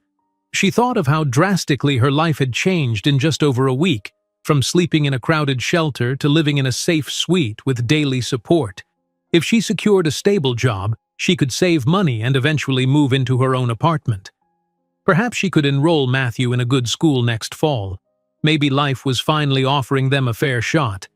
But with each hopeful thought, she felt a twinge of disquiet about Adrian. She couldn't shake the strange sense that he was more than just a faceless benefactor. Had she, at some point in the distant past, encountered him? It sounded crazy, but something about him felt almost familiar. Eventually, exhaustion pulled her under, and she slept.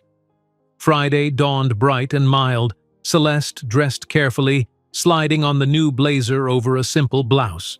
It fit surprisingly well. Tanya had guessed her size perfectly. She stood before the suite's small mirror, smoothing the lapels, feeling a boost of confidence. "This is it," she murmured to her reflection. "Time to show them what you've got." Matthew was still finishing breakfast when the phone rang.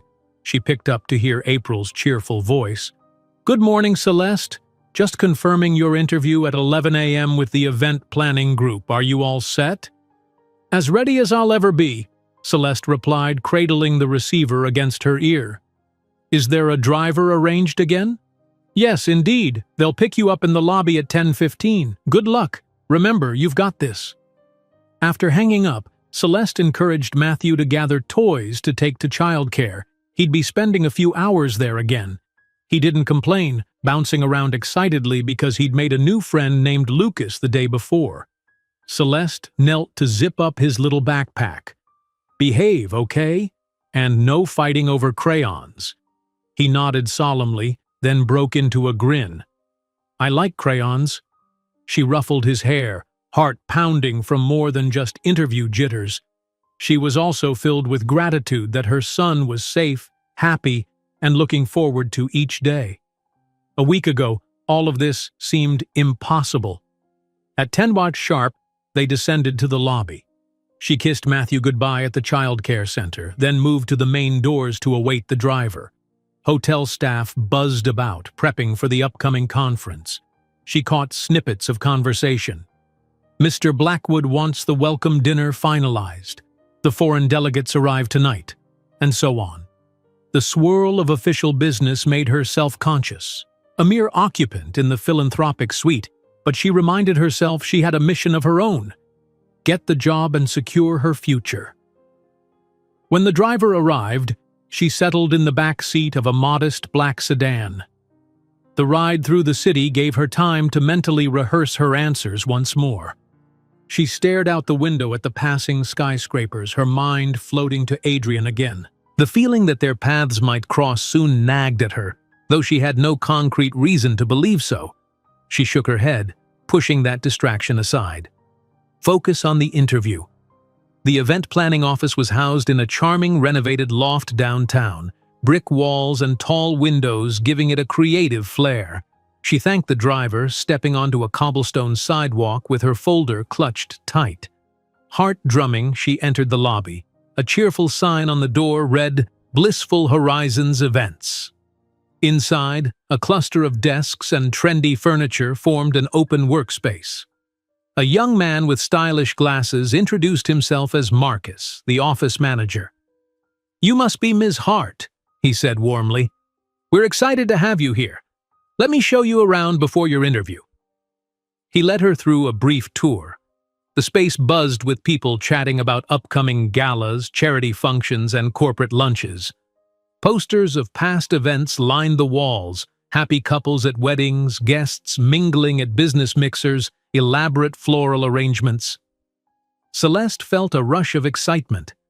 This was a realm where creativity, deadlines, and people skills merged, exactly the kind of challenge that sparked her interest. Marcus guided her to a small conference room where she'd be interviewing with the company's director, Felicia Reed. Felicia stood behind a sleek wooden table, hair pinned up in a loose bun, wearing a bold, patterned dress. Her handshake was firm, yet friendly. "Celeste, thanks for coming," Felicia said, settling into a chair. "Let's dive right in. Tell me why you think you'd be a great fit for event planning. It can be chaotic, you know." Celeste took a breath, reminding herself to exude confidence. "I've always enjoyed coordinating details and ensuring people feel welcome. In my previous roles, I excelled at juggling phone calls, scheduling, and client inquiries.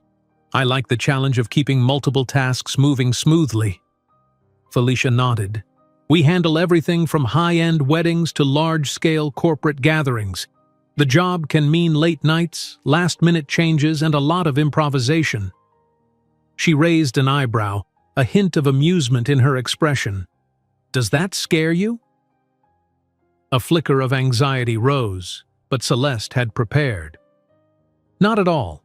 I'm adaptable, and I work well under pressure. I also like that every event is different. There's always something new to learn." They continued discussing responsibilities. Booking venues, liaising with caterers, drafting budget sheets. Felicia seemed pleased with Celeste's answers about prioritizing tasks and communicating clearly with stressed-out clients. Yet Celeste could sense Felicia was sharp, analyzing every nuance to see if Celeste truly had the resilience needed. After a series of scenario-based questions, "How would you handle a caterer backing out last minute?" Felicia closed her notepad, tapping it thoughtfully. "We want someone who can grow with the company. The pay isn't glamorous at first, but we have a supportive team and room for advancement." She took a moment to study Celeste's face. "Why should we pick you over more experienced event planners?" Celeste's pulse quickened. This was the big question. "Because I'm fiercely committed to doing a job well. I may not have years in event planning, but I learn fast. I love dealing with people, and I'm dedicated to building a stable future. I'll bring that drive to every project." Silence settled for a beat as Felicia regarded her, perhaps weighing sincerity against skill. Finally, Felicia gave a slow nod. "I appreciate honesty. Let me confer with my associates and we'll get back to you soon. One note, we have a major corporate gala for the Blackwood Group next month, so if you come on board, you'd be thrown into the deep end, helping plan some of their sessions, maybe even coordinating arrivals." The mention of Blackwood Group snagged Celeste's focus. She inhaled, maintaining composure. "I'm definitely up for that challenge," she managed, voice steady. With a faint smile, Felicia stood. "Great. We'll let you know by early next week. Thank you for your time." Celeste left the building feeling exhilarated and a touch of apprehension. The job sounded thrilling, and also nerve-wracking. She couldn't help but wonder if crossing into Blackwood Group territory again meant she'd inevitably encounter Adrian or his team. The possibility both intrigued and unsettled her. Back at the hotel, she found Matthew in the childcare room building an impressive tower of blocks. He rushed over when he saw her. "How'd it go, Mommy?" She smiled, hugging him tight. "I think it went well. We'll know soon." That evening, after a quiet dinner, she gazed out the suite's window at the distant skyscrapers. She thought about her 2 interviews, both promising leads, and the mention of the Blackwood Group's upcoming gala. Fate seemed to keep pointing her toward the same name, the same man. And though she tried to reassure herself it was just professional overlap, her intuition whispered otherwise. As city lights flickered and Matthew fell asleep, Celeste whispered a silent prayer for a fresh start.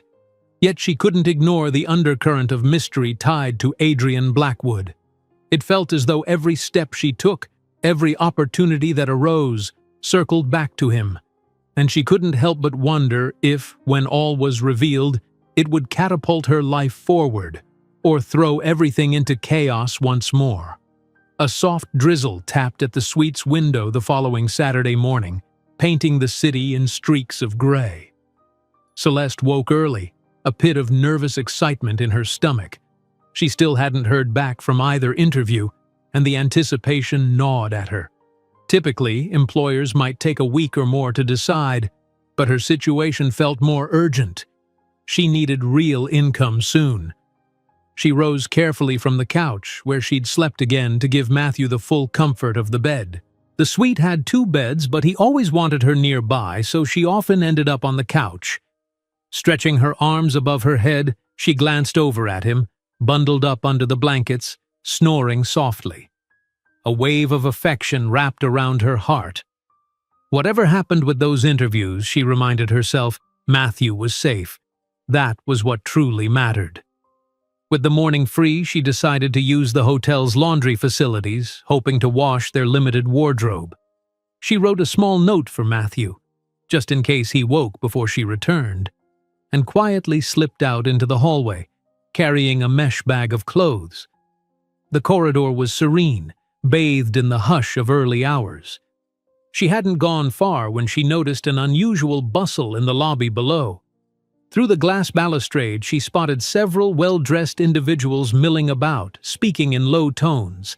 Employees wearing Blackwood Group badges hurried around, wheeling in carts of documents, suitcases, and polished briefcases. She recalled the banner announcing an international partners conference. Her heart jolted at the reminder that Adrian Blackwood would likely be in the building, hosting dignitaries, orchestrating deals. Just thinking of him ignited a strange mixture of curiosity and anxiety in her chest. In the laundry room on the basement level, Celeste found relief in the simple, repetitive task of sorting whites and colors. She loaded the washers, poured in detergent, and started the cycles. The steady hum of the machines calmed her restless mind. While she waited, she studied her phone for missed calls. Nothing so far. Biting her lip, she resisted the urge to text Tanya again. Patience, she told herself. A watched pot never boils, and a watched phone never rings. After switching loads to the dryers and folding the fresh clothes, she headed back upstairs. The lobby was livelier now. Delegates from various countries chatting in hushed, formal voices. The air smelled of coffee and polished leather. A large digital sign displayed Blackwood Global Strategy Summit, Conference Rooms AE. She clutched her laundry bag tightly, hoping to slip through unnoticed. But a brief moment of eye contact with one of the staff members made her self-conscious, aware she was just a participant in the philanthropic program. Yet no one gave her a second glance. Everyone seemed too busy with their own tasks. Suddenly, she paused near the lobby cafe. Adrian Blackwood himself stood there, conferring with an older man in a sharp navy suit. Celeste's breath hitched. He was within a few yards, his expression controlled yet intense as he listened to the man's hushed words. Even amid the bustling crowd, he carried an aura of composure that set him apart. Her chest tightened. For a second she considered just walking by, but then Adrian's gaze shifted, and their eyes met. Celeste froze, embarrassment flushing her cheeks as if she'd been caught eavesdropping on something private. Surprisingly, Adrian's stern expression softened briefly. He gave her a small nod, acknowledging her presence. She managed a polite half-smile in return, heart pounding. Did she dare approach him to say hello? It wasn't exactly appropriate to mingle when he was clearly in a high-level discussion. Before she could decide, one of the foreign delegates stepped forward, shaking Adrian's hand and drawing his attention away. The moment was over, leaving Celeste feeling oddly bereft. She hurried on toward the elevators, clutching her laundry bag so tightly her knuckles turned white. When she returned to the suite, Matthew was awake, sprawled on the bed and playing with building blocks he'd borrowed from the childcare room. She set down the laundry. "Good morning, sweetie," she greeted, forcing brightness into her voice. He grinned up at her. "You were gone? I saw your note." "Just doing laundry," she explained, taking a seat on the edge of the bed. "Ready for breakfast?" He nodded enthusiastically, tumbling off the bed. As he rummaged for a fresh shirt from the folded pile, Celeste rubbed her arms, trying to dispel the lingering tension. That single glance from Adrian had felt more intense than a simple polite acknowledgement. Had she imagined the flicker of recognition in his eyes? Or was there something deeper there? She couldn't dwell on it. Matthew was already chattering about pancakes. Laughing, she guided him out the door, deciding she'd focus on the day-to-day tasks rather than the CEO's inscrutable expressions. Meanwhile, Adrian escorted the foreign delegates down the corridor leading to the conference rooms. His posture was impeccable, his voice collected as he explained the day's schedule. Business presentations in the morning, lunch with potential partners in the hotel restaurant, and then breakout strategy sessions in the afternoon. But despite the meticulous itinerary he'd helped craft, his mind kept drifting to the quick glimpse of Celeste in the lobby. It unsettled him how easily she could slip into his thoughts. The memory of her standing there with a laundry bag, her cheeks tinting pink at their accidental eye contact. Why did it tug at him? While the delegate beside him droned on about market expansion, Adrian fought off a surge of old memories. It wasn't the first time he felt an inexplicable familiarity when he looked at Celeste. He found himself replaying fragments of that night 3 years ago, the one he'd buried under layers of guilt. Was it possible she reminded him of that stranger so strongly because they shared some resemblance, or was fate weaving a more direct connection he couldn't yet comprehend? He shook it off, guiding the group into Conference Room B. The day's tasks demanded his attention. He led discussions, reviewed financial projections, and negotiated details with the delegates, never letting his professional demeanor slip. By lunchtime, his associates recognized his efficiency but also noted a tautness in his manner. Linda, perceptive as ever, gently approached him between sessions. "Everything all right, Mr. Blackwood?" she asked, handing him a file for the afternoon's breakout. "You seem tense." "I'm fine," he murmured, though he glanced away. He disliked personal inquiries, yet Linda was more than just an assistant. She was nearly a trusted confidant. With a small sigh, he added, "I just have a lot on my mind." Linda nodded, understanding he wouldn't say more here. She made a mental note to check on him later. She suspected that the presence of international partners, and perhaps someone else in the building, was stirring old ghosts. Around 2 p.m., Celeste took Matthew out for a short walk near the hotel. The rain had tapered off, leaving the sidewalks damp and shining under a pale sun. She hoped some fresh air would burn off her restlessness. They strolled a few blocks, passing small shops and cafes. She let Matthew pick a pastry from a bakery window, watching him nibble it with delight. The normalcy of it felt good. She thought of how easily she'd once popped into bakeries when life was stable, never imagining she'd lose that privilege so abruptly. When they returned, the hotel was bustling with lunchtime traffic. Executives grabbing coffee, delegates murmuring in different languages. Matthew tugged her toward the childcare area, excited to see if his friend Lucas was around. Celeste was tempted to let him play for a while, but she wanted him to rest, so she told him they'd head back up to the suite first. He pouted in mild protest, but followed her to the elevator. They hadn't even reached the doors when Celeste heard someone call her name. She turned to see Linda approaching, carefully weaving through the crowd. "Celeste, just the person I was hoping to run into," Linda said, her usual composed manner tinged with urgency. "Could we speak privately for a moment?" Celeste's stomach fluttered. "Sure," she replied, moving aside to a quiet corner near a potted palm tree. Matthew yawned, leaning against her leg. Linda offered him a gentle smile before turning to Celeste. "I got word from the property management firm you interviewed with. They want you to come in for a second interview on Monday." She paused, letting the information sink in. Celeste inhaled sharply, excitement bubbling up. "That's wonderful news." Linda nodded. "It is, but there's more. They asked if you could potentially start as early as next Friday if all goes well. They're short-staffed and need someone quickly." That's perfect." Celeste's voice trembled with relief. "A steady job so soon? It was like a dream." But a sliver of doubt flickered. "I'm still waiting to hear back from the event planning company, though." Linda pursed her lips thoughtfully. "Yes, April mentioned that. We haven't heard anything official from them yet. If you get offered both positions, you'll have a choice." Celeste felt almost dizzy with gratitude and nerves. "I never thought I'd be in a position to choose. This is incredible." "And well-deserved," Linda said softly. "You've worked hard to get here.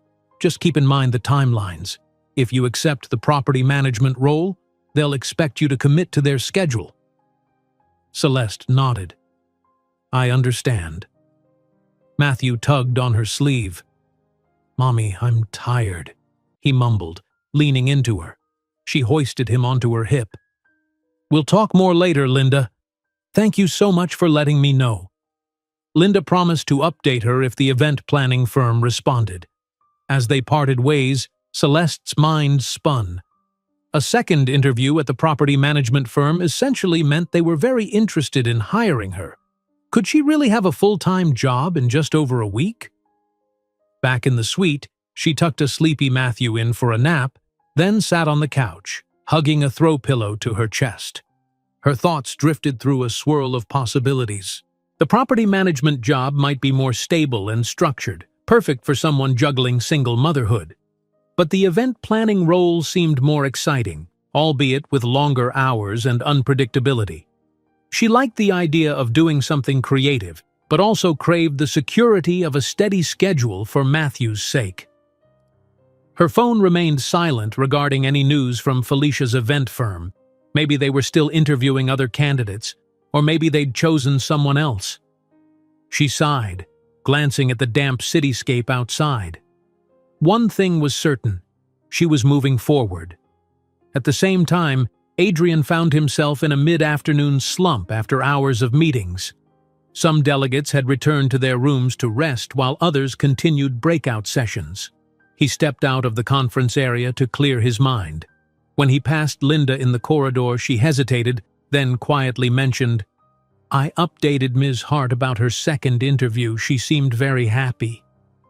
Though Adrian kept his face neutral, inside he felt a flicker of relief. He'd known Linda was handling Celeste's job placement, but hearing she was progressing gave him a surprising sense of calm. "That's good to hear," he said. Linda ventured a step further. "It's quite remarkable how quickly she's gotten these opportunities. She's clearly determined." "Yes." A pause, something unspoken hovering between them. Adrian cleared his throat, returning to formality. "The philanthropic program is functioning as intended. Let's continue to ensure she has the support she needs."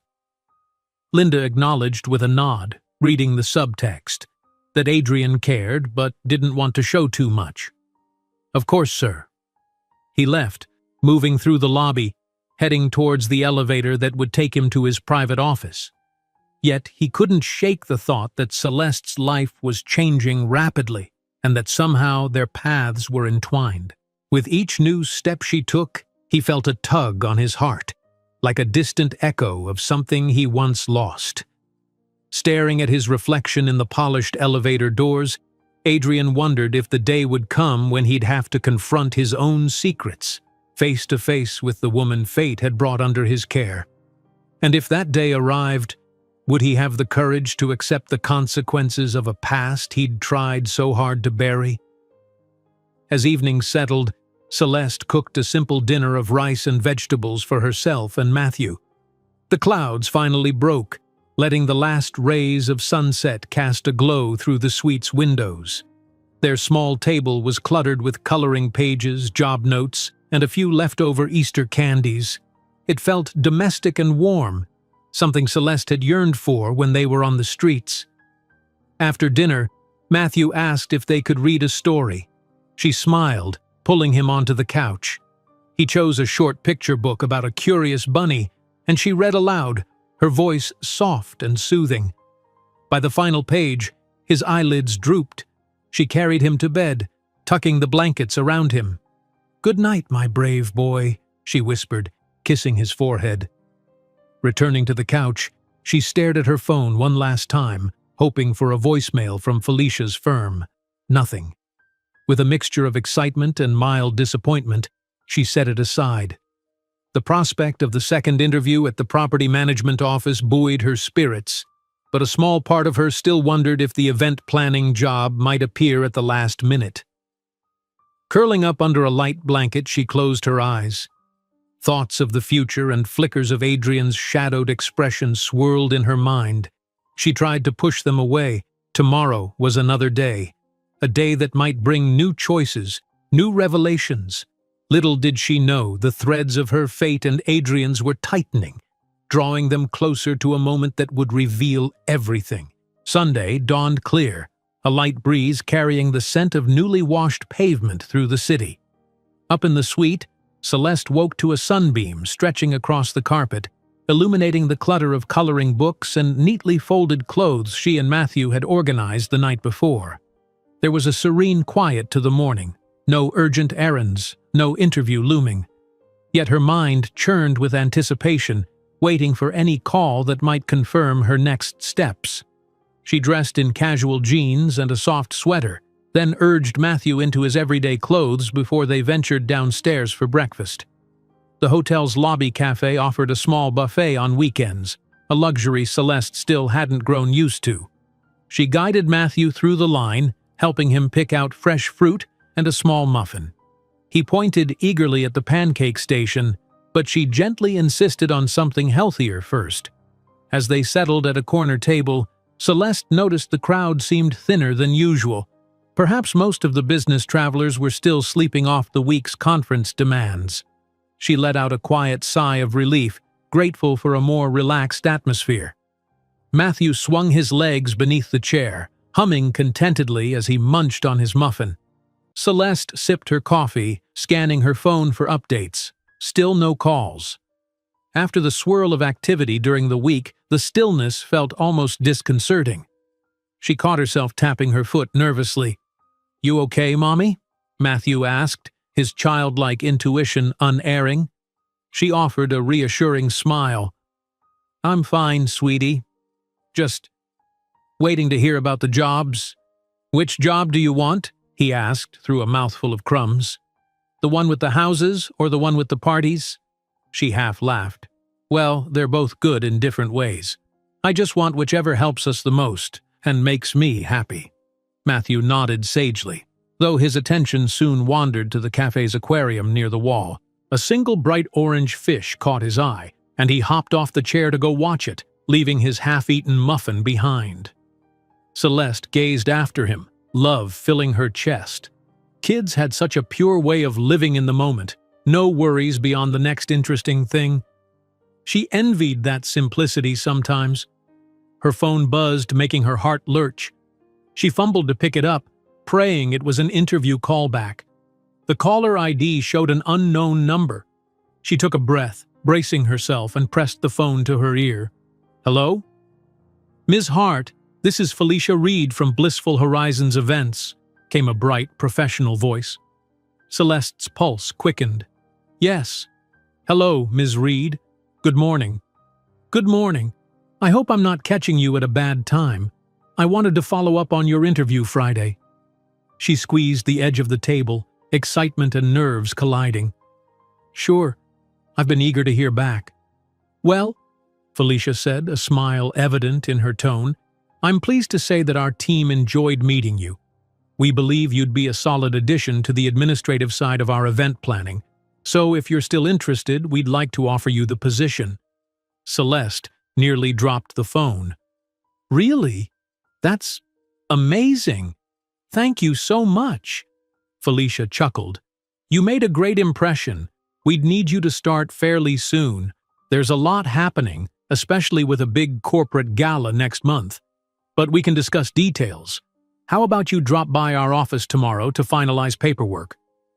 Her mind reeled. The property management firm wanted a second interview Monday, and now Felicia wanted to finalize a job tomorrow as well. She forced herself to remain calm. Yes, I can do that.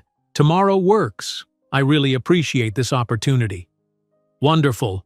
I'll email you the details this afternoon, Felicia said. Enjoy your Sunday, Ms. Hart. We'll see you soon. They exchanged goodbyes, and Celeste ended the call exhaling sharply. She could hardly believe it. She'd just landed a job offer in the field that excited her most. A bubble of joy rose in her chest. She locked her phone, pressed it to her heart, and whispered, "Oh my God, we did it." Matthew returned, eyes round with curiosity. "Mommy, what happened? You look like you're gonna burst." She laughed, scooping him into a tight hug. "I got the job, honey. The event planning one. They want me to start soon." He giggled, hugging her back. "So we can have more money? And maybe get a house?" Her throat tightened with emotion. "Yes, love, we're on our way." But as soon as that rush of euphoria swelled, it clashed with the knowledge that the property management firm also wanted to see her tomorrow. She'd been excited about that job too, and they were already scheduling a second interview. Could she afford to turn them down when she hadn't even secured the event planning contract's details, like salary, hours, and benefits? She stood from the table, ushering Matthew back to his muffin. "Finish up, sweetie," she said absently, mind whirling. She had to handle this carefully. Felicia's company might offer a more exciting role, but the property management firm might be more stable, and she'd heard mention that it had good benefits, which was crucial for a single mother. Once Matthew finished, they returned to the suite. She paced the living area, rereading old notes. The property management second interview was at 10 a.m. Monday, while Felicia wanted her to come in any time tomorrow to sign paperwork. If she finalized with Felicia first, would that burn a bridge with the property management folks? She dialed April's number, hoping for guidance. April picked up almost immediately, her voice laced with curiosity. "Celeste, everything all right?" I just got an offer from the event planning firm," Celeste blurted, excitement mingled with confusion. "But the property management people also want me to come back tomorrow for a second interview. I'm not sure which path is best." April sounded delighted at first. "That's fantastic, Celeste. Congrats on the offer. Let's think this through calmly." They spent the next few minutes discussing pros and cons. The event planning role might pay a bit less initially, but offered potential for raises if she proved herself. It could also mean irregular hours, nights, weekends, last-minute changes. The property management job likely had more regular hours, possibly better benefits, but might be less fulfilling if she craved variety. And they might not guarantee an offer, April warned. "It's just a second interview, right? If you turn down Felicia's job now, you could end up with nothing if the other doesn't come through." Celeste swallowed. "That's true. But I also don't want to close the door too soon. The property management role felt like a sure thing if they're rushing me in for a second interview." April hummed thoughtfully. "Maybe you can stall Felicia for a day? Ask to meet Tuesday instead of Monday, just so you can attend the second interview. Then you'll have all the facts before you make a final decision." "That's a good idea," Celeste murmured. I just hope Felicia doesn't get offended if I delay paperwork. She might be fine with it, or she might push you to sign, but you have the right to weigh your options." After a bit more discussion, Celeste thanked April, promising to keep her updated. She ended the call, feeling more settled. She decided to email Felicia, politely asking if they could finalize paperwork on Tuesday, citing a prior appointment Monday that couldn't be rescheduled. It was half true. She just didn't mention it was another job interview.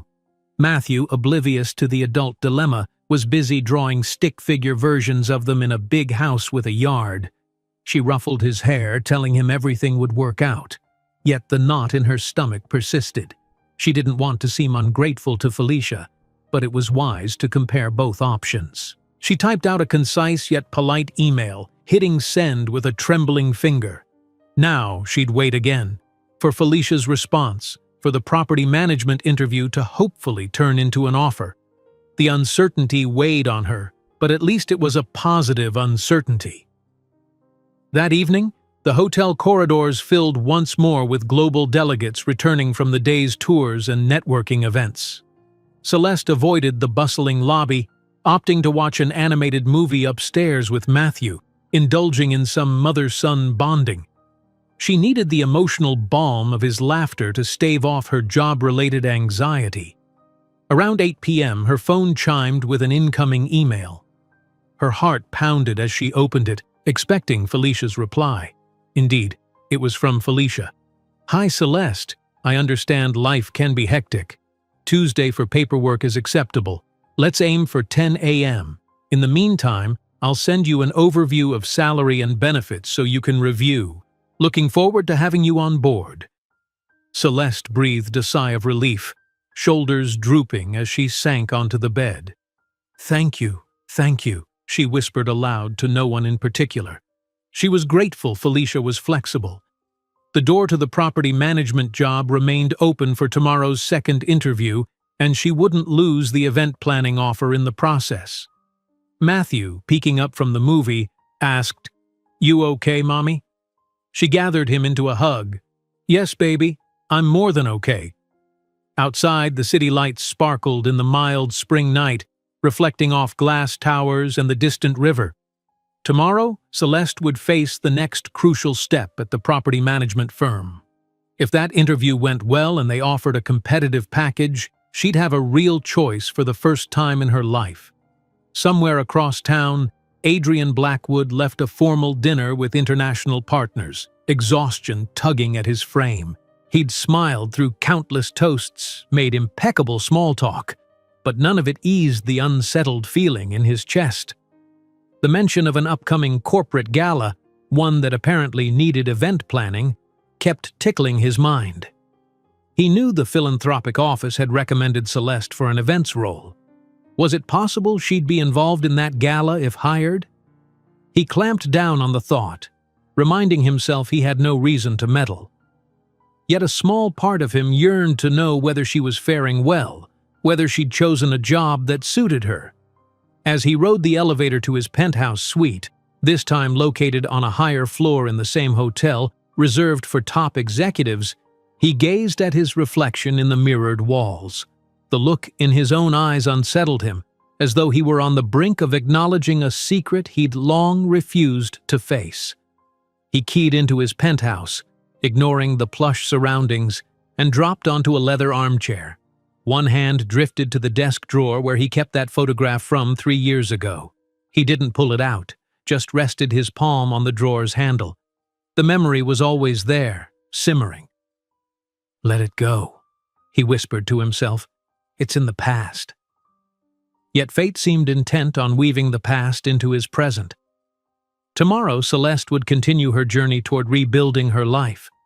Adrian's conference would continue with negotiations. Their worlds still felt separate, but each day that line blurred further.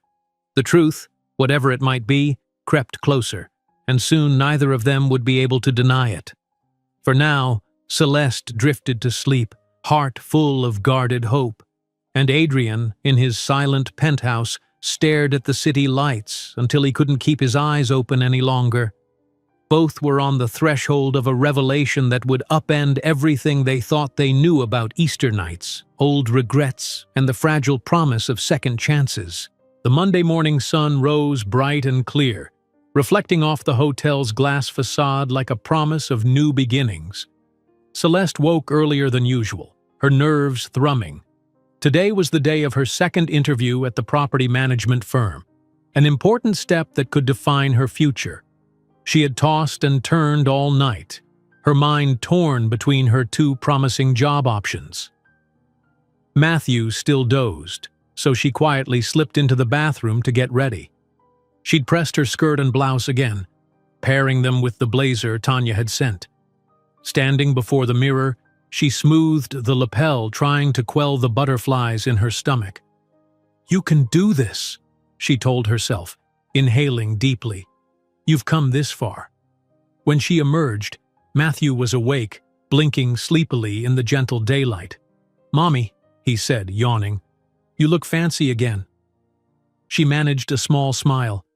"I have another interview today, sweetie, but remember, I might still take the event planning job. I just want to see what this one has to offer." He seemed content with that, his little mind not quite grasping the intricacies of career decisions. "Can I go to the daycare room again?" he asked, rubbing his eyes. "Sure. They'll take care of you while I'm gone. After that, maybe we can do something fun." Matthew brightened, hopping off the bed to gather his favorite toy car. Celeste checked the time. It was 8:30. Her interview was at 10, and the driver was scheduled to pick her up at 9:15. She had just enough time to feed Matthew a quick breakfast in the cafe. Downstairs, the lobby hummed with quieter activity than before. Most of the international delegates had left or were in closed-door meetings. Celeste guided Matthew to the cafe, snagging a bagel and fruit for him, plus coffee for herself. She forced down a few bites of toast, though her stomach churned with anticipation. By the time she'd dropped Matthew off at childcare and stepped outside to meet the driver, her heart was pounding. She climbed into the sedan, thanking the same courteous man who'd driven her before. As the city streets slid by, she mentally rehearsed how she'd handle the second interview. Be honest, be confident, ask about benefits and hours. She kept reminding herself that if it didn't pan out, she still had Felicia's offer. When they arrived at the property management office, a tall, modern building with reflective windows, she walked in with determined steps. The receptionist recognized her from the first interview. "Good morning, Ms. Hart. Carmen will see you in the main conference room." A new stir of excitement rippled through Celeste. She pressed the elevator button and rode up to the 6th floor. The corridor was sleek, lined with framed photographs of apartment complexes and commercial spaces the firm managed. It gave a sense of stability, of a well-established company. In the conference room, Carmen greeted her with a warm smile. To Celeste's surprise, there were two other people present: a middle-aged man in a navy suit and a woman in a sharp pencil skirt, both wearing polite professional expressions. Carmen introduced them as part of the management team. "Ms. Hart," Carmen began, "thank you for coming back on short notice. We wanted you to meet Mr. Reyes, our regional director, and Ms. Elliott from HR." They shook hands all around, and Celeste settled into a chair at a long wooden table. The walls bore motivational quotes about teamwork and excellence. A pitcher of water stood nearby, but her throat felt too tight to drink. Mr. Reyes cleared his throat. "We're expanding rapidly and need someone who can handle the front desk coordinator role with grace and efficiency. Carmen speaks highly of you. We'd like to know if you see yourself as a long-term fit." Celeste relaxed a fraction. "I do. I'm looking for a stable position. I'm dedicated to providing excellent service, and I thrive on organization." The questions flowed, some echoing the first interview, her background, her approach to multitasking. But others dug deeper into her future goals, how she handled conflict, or whether she'd be open to more responsibilities over time. Celeste answered with as much honesty and confidence as she could muster. After nearly half an hour, Ms. Elliott handed Celeste a small packet of papers. "This outlines our standard benefits: health insurance, paid time off, Even some tuition assistance if you're interested in classes down the road," Ms. Elliott explained. "We take pride in supporting our employees' growth. If you join us, we'd also provide a small relocation bonus for housing if needed."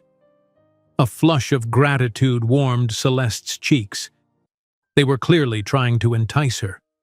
It felt surreal to be courted by an employer after weeks of uncertainty and shelter living. Carmen and Mr. Reyes exchanged a glance. Then Mr. Reyes folded his hands on the table. "Frankly, Ms. Hart, we'd like you to start as soon as possible. Our current front desk coordinator is transitioning to another department on Friday. We'd need you by Monday of next week. Would that be feasible?" Celeste inhaled sharply. Monday next week. That was a firm timeline. Felicia's event planning job also wanted her to start soon. She hesitated, carefully choosing her words. "It's definitely possible. I have one other opportunity I'm considering, but I've been very impressed with your company and what this position offers." A flicker of surprise crossed Carmen's features, but she smiled. "We understand. Please take these documents and review them. We're prepared to offer you this job, Ms. Hart." She slid a typed letter across the table. "If you can confirm by tomorrow, we'd be grateful." Celeste stared at the letter, an official job offer with a clear salary which, while not extravagant, was enough for her to stabilize her life. The benefits looked decent, too. Her pulse throbbed with excitement and conflict. "Thank you," she managed, voice thick. "I'll give you my answer very soon." They shook hands, and Celeste left the conference room in a daze. She practically floated out of the building, the letter clutched in her hand. Outside, the sun glinted on glass towers and people hurried along the sidewalks. She wanted to laugh, to cry, to do both. After everything, sleeping in a shelter, the heartbreak of near despair, she now had 2 genuine job offers in front of her. The driver picked her up a few minutes later and she slid into the back seat, letting out a trembling breath. She texted April a quick update. "Property MGMT gave me an official offer. Need to decide by tomorrow. Feels unreal." April's reply buzzed in seconds. "Incredible. Let's chat soon." By the time Celeste returned to the hotel, the tension in her shoulders had settled into cautious optimism. She found Matthew in the childcare room, happily stacking blocks. He squealed in delight when she scooped him up. "Mommy's got great news," she whispered in his ear. "They offered me the job." "Again?" he exclaimed, wide-eyed. "Which job do you pick?" "I'm not sure yet," she admitted, ruffling his hair, "but we'll figure it out." They rode the elevator up, stepping out into a hallway that was busier than usual. Just ahead, Celeste saw Linda exit a side office.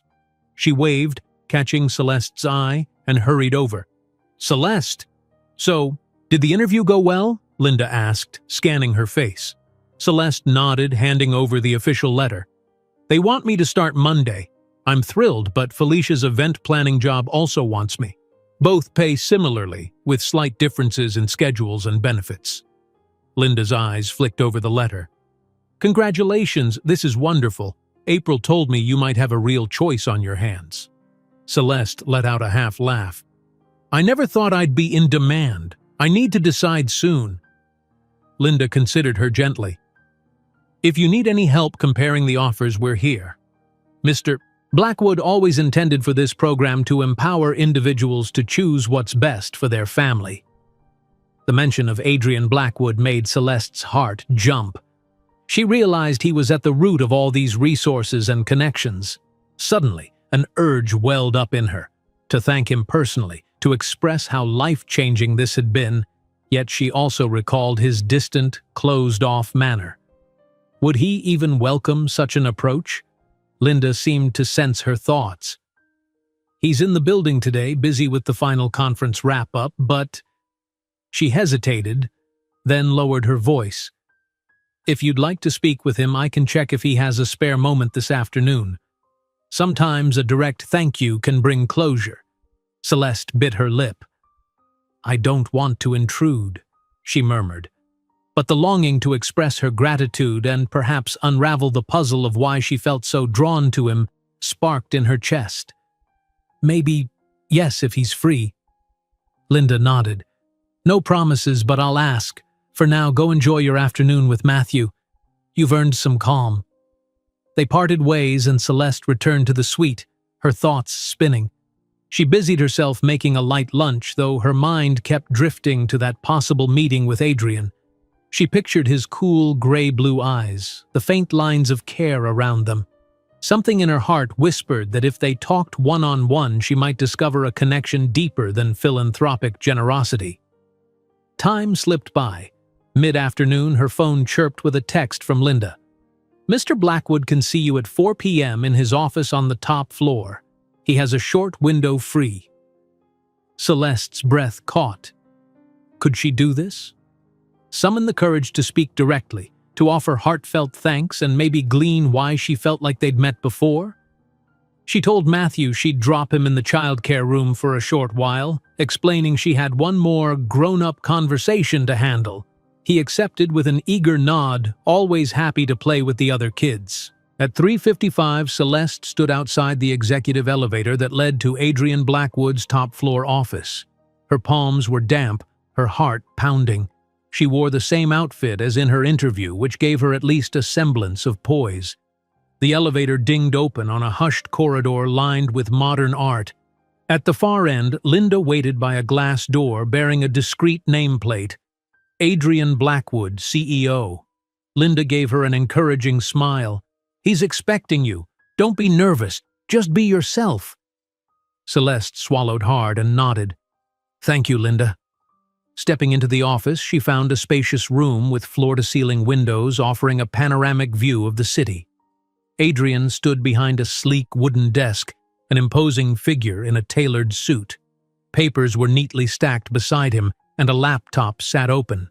He looked up as she entered, the guarded expression in his eyes flickering. "Ms. Hart," he greeted, gesturing for her to sit in one of the chairs before the desk. "Please, come in." She moved forward, every nerve tense. Sitting carefully, she placed her folded hands in her lap. He eased into his own chair, a certain tension about him as well. "Thank you for agreeing to meet," she began quietly. "I won't take much of your time. She exhaled, trying to steady her voice. "I wanted to personally thank you. Your philanthropic program changed everything for me and my son. We went from having nothing, literally sleeping at a shelter, to having 2 job offers and a stable place to stay. I can't tell you how grateful I am." He listened intently, his face unreadable at first. Then a subtle warmth crept into his gaze. "I'm glad the program has served its purpose," he said, voice measured. "You deserve the credit. You embraced every opportunity." She nodded, swallowing. "Maybe so, but without your help, I don't know where we'd be." He lowered his gaze to the papers on his desk. "You're welcome, Ms. Hart. Truly. And how is your son? Matthew, right?" A tender smile curved her lips at the mention of Matthew's name. "He's doing well, thriving, really. It's amazing how quickly kids adapt when they feel secure." Adrian's eyes flicked back up, and in them she saw an emotion she couldn't quite decipher, something like longing or regret. He cleared his throat, shifting slightly. "That's good." Silence stretched between them. Outside the floor-to-ceiling windows, the city glowed under a late-afternoon sun. Celeste's heart hammered as she wrestled with the urge to say something more personal. She recalled that strange sense of familiarity, the feeling that they'd crossed paths long ago. Could she ask him? Would that sound crazy? His hand unconsciously brushed a corner of his desk drawer. The slight gesture drew her attention. For a second, a memory flickered in her mind. An old motel room, the hush of night, the faint glow of a lamp, a man's quiet laughter. She tried so hard to forget that final glimpse of the father of her child, but bits of that night remained locked in her heart. She parted her lips to ask a question, but the words caught in her throat. She wasn't even certain. The father of her son had left so abruptly that all she'd clung to was a single note. and the knowledge that it happened 3 Easters ago. She'd only glimpsed him in partial light, the memory blurred by heartbreak. Adrian seemed to sense her turmoil. His posture stiffened. Something about her expression made him look wary. After a moment, he drew a sharp breath. "Is there anything else on your mind, Ms. Hart?" Her pulse raced, the question perched on the tip of her tongue. Could you be the man from that Easter night? She felt almost dizzy with the possibility, but it was too wild, too improbable. She tamped it down, deciding she must be imagining things. She mustered a faint smile. "No, I just wanted to say thank you." He nodded curtly, tension rippling in his jaw. "I'm pleased for you, and I wish you the best with whichever job you choose." A wave of disappointment lanced through her. She'd secretly hoped for some sign or confession, but maybe she was chasing phantoms. "Thank you," she repeated softly, rising from the chair. "I'll let you get back to work." She turned to leave, feeling his gaze on her. Her heart twisted. As she reached the door, his voice came quietly. "Ms. Hart, if you need anything else, the program remains at your disposal." She glanced over her shoulder, meeting his eyes one last time. "I appreciate that," she said gently. Then she walked out, the glass door closing with a subtle click behind her. In the corridor, Linda gave her a curious look, but Celeste just smiled shakily. She hurried to the elevator, breath unsteady. That fleeting tension, the hint of unspoken recognition, it still lurked between them, unresolved. But with no proof, no actual memory to confirm, it might remain a mystery. Back in her suite, Matthew greeted her with questions about cartoons. She hugged him tight, burying her nose in his hair to find comfort in his innocence. Maybe it was enough to know they had a future, regardless of the past. As for Adrian, he stood motionless in his office for a long minute after she left, staring at the closed door. Then, slowly, he reached into that drawer, pulling out a worn photograph. Though it only showed half a woman's face and the dim interior of a roadside inn, he ran his thumb over the faded edges. His heart hammered with a realization he refused to voice, that the puzzle pieces might fit after all. Someday soon, the truth would demand to be known. But for now, mother and son prepared for a new life, and a lonely CEO stared at an old snapshot, both clinging to hope and haunted by a secret Easter night that bound them more tightly than either could guess. If you enjoyed this story, don't miss the next one. Just click on the screen.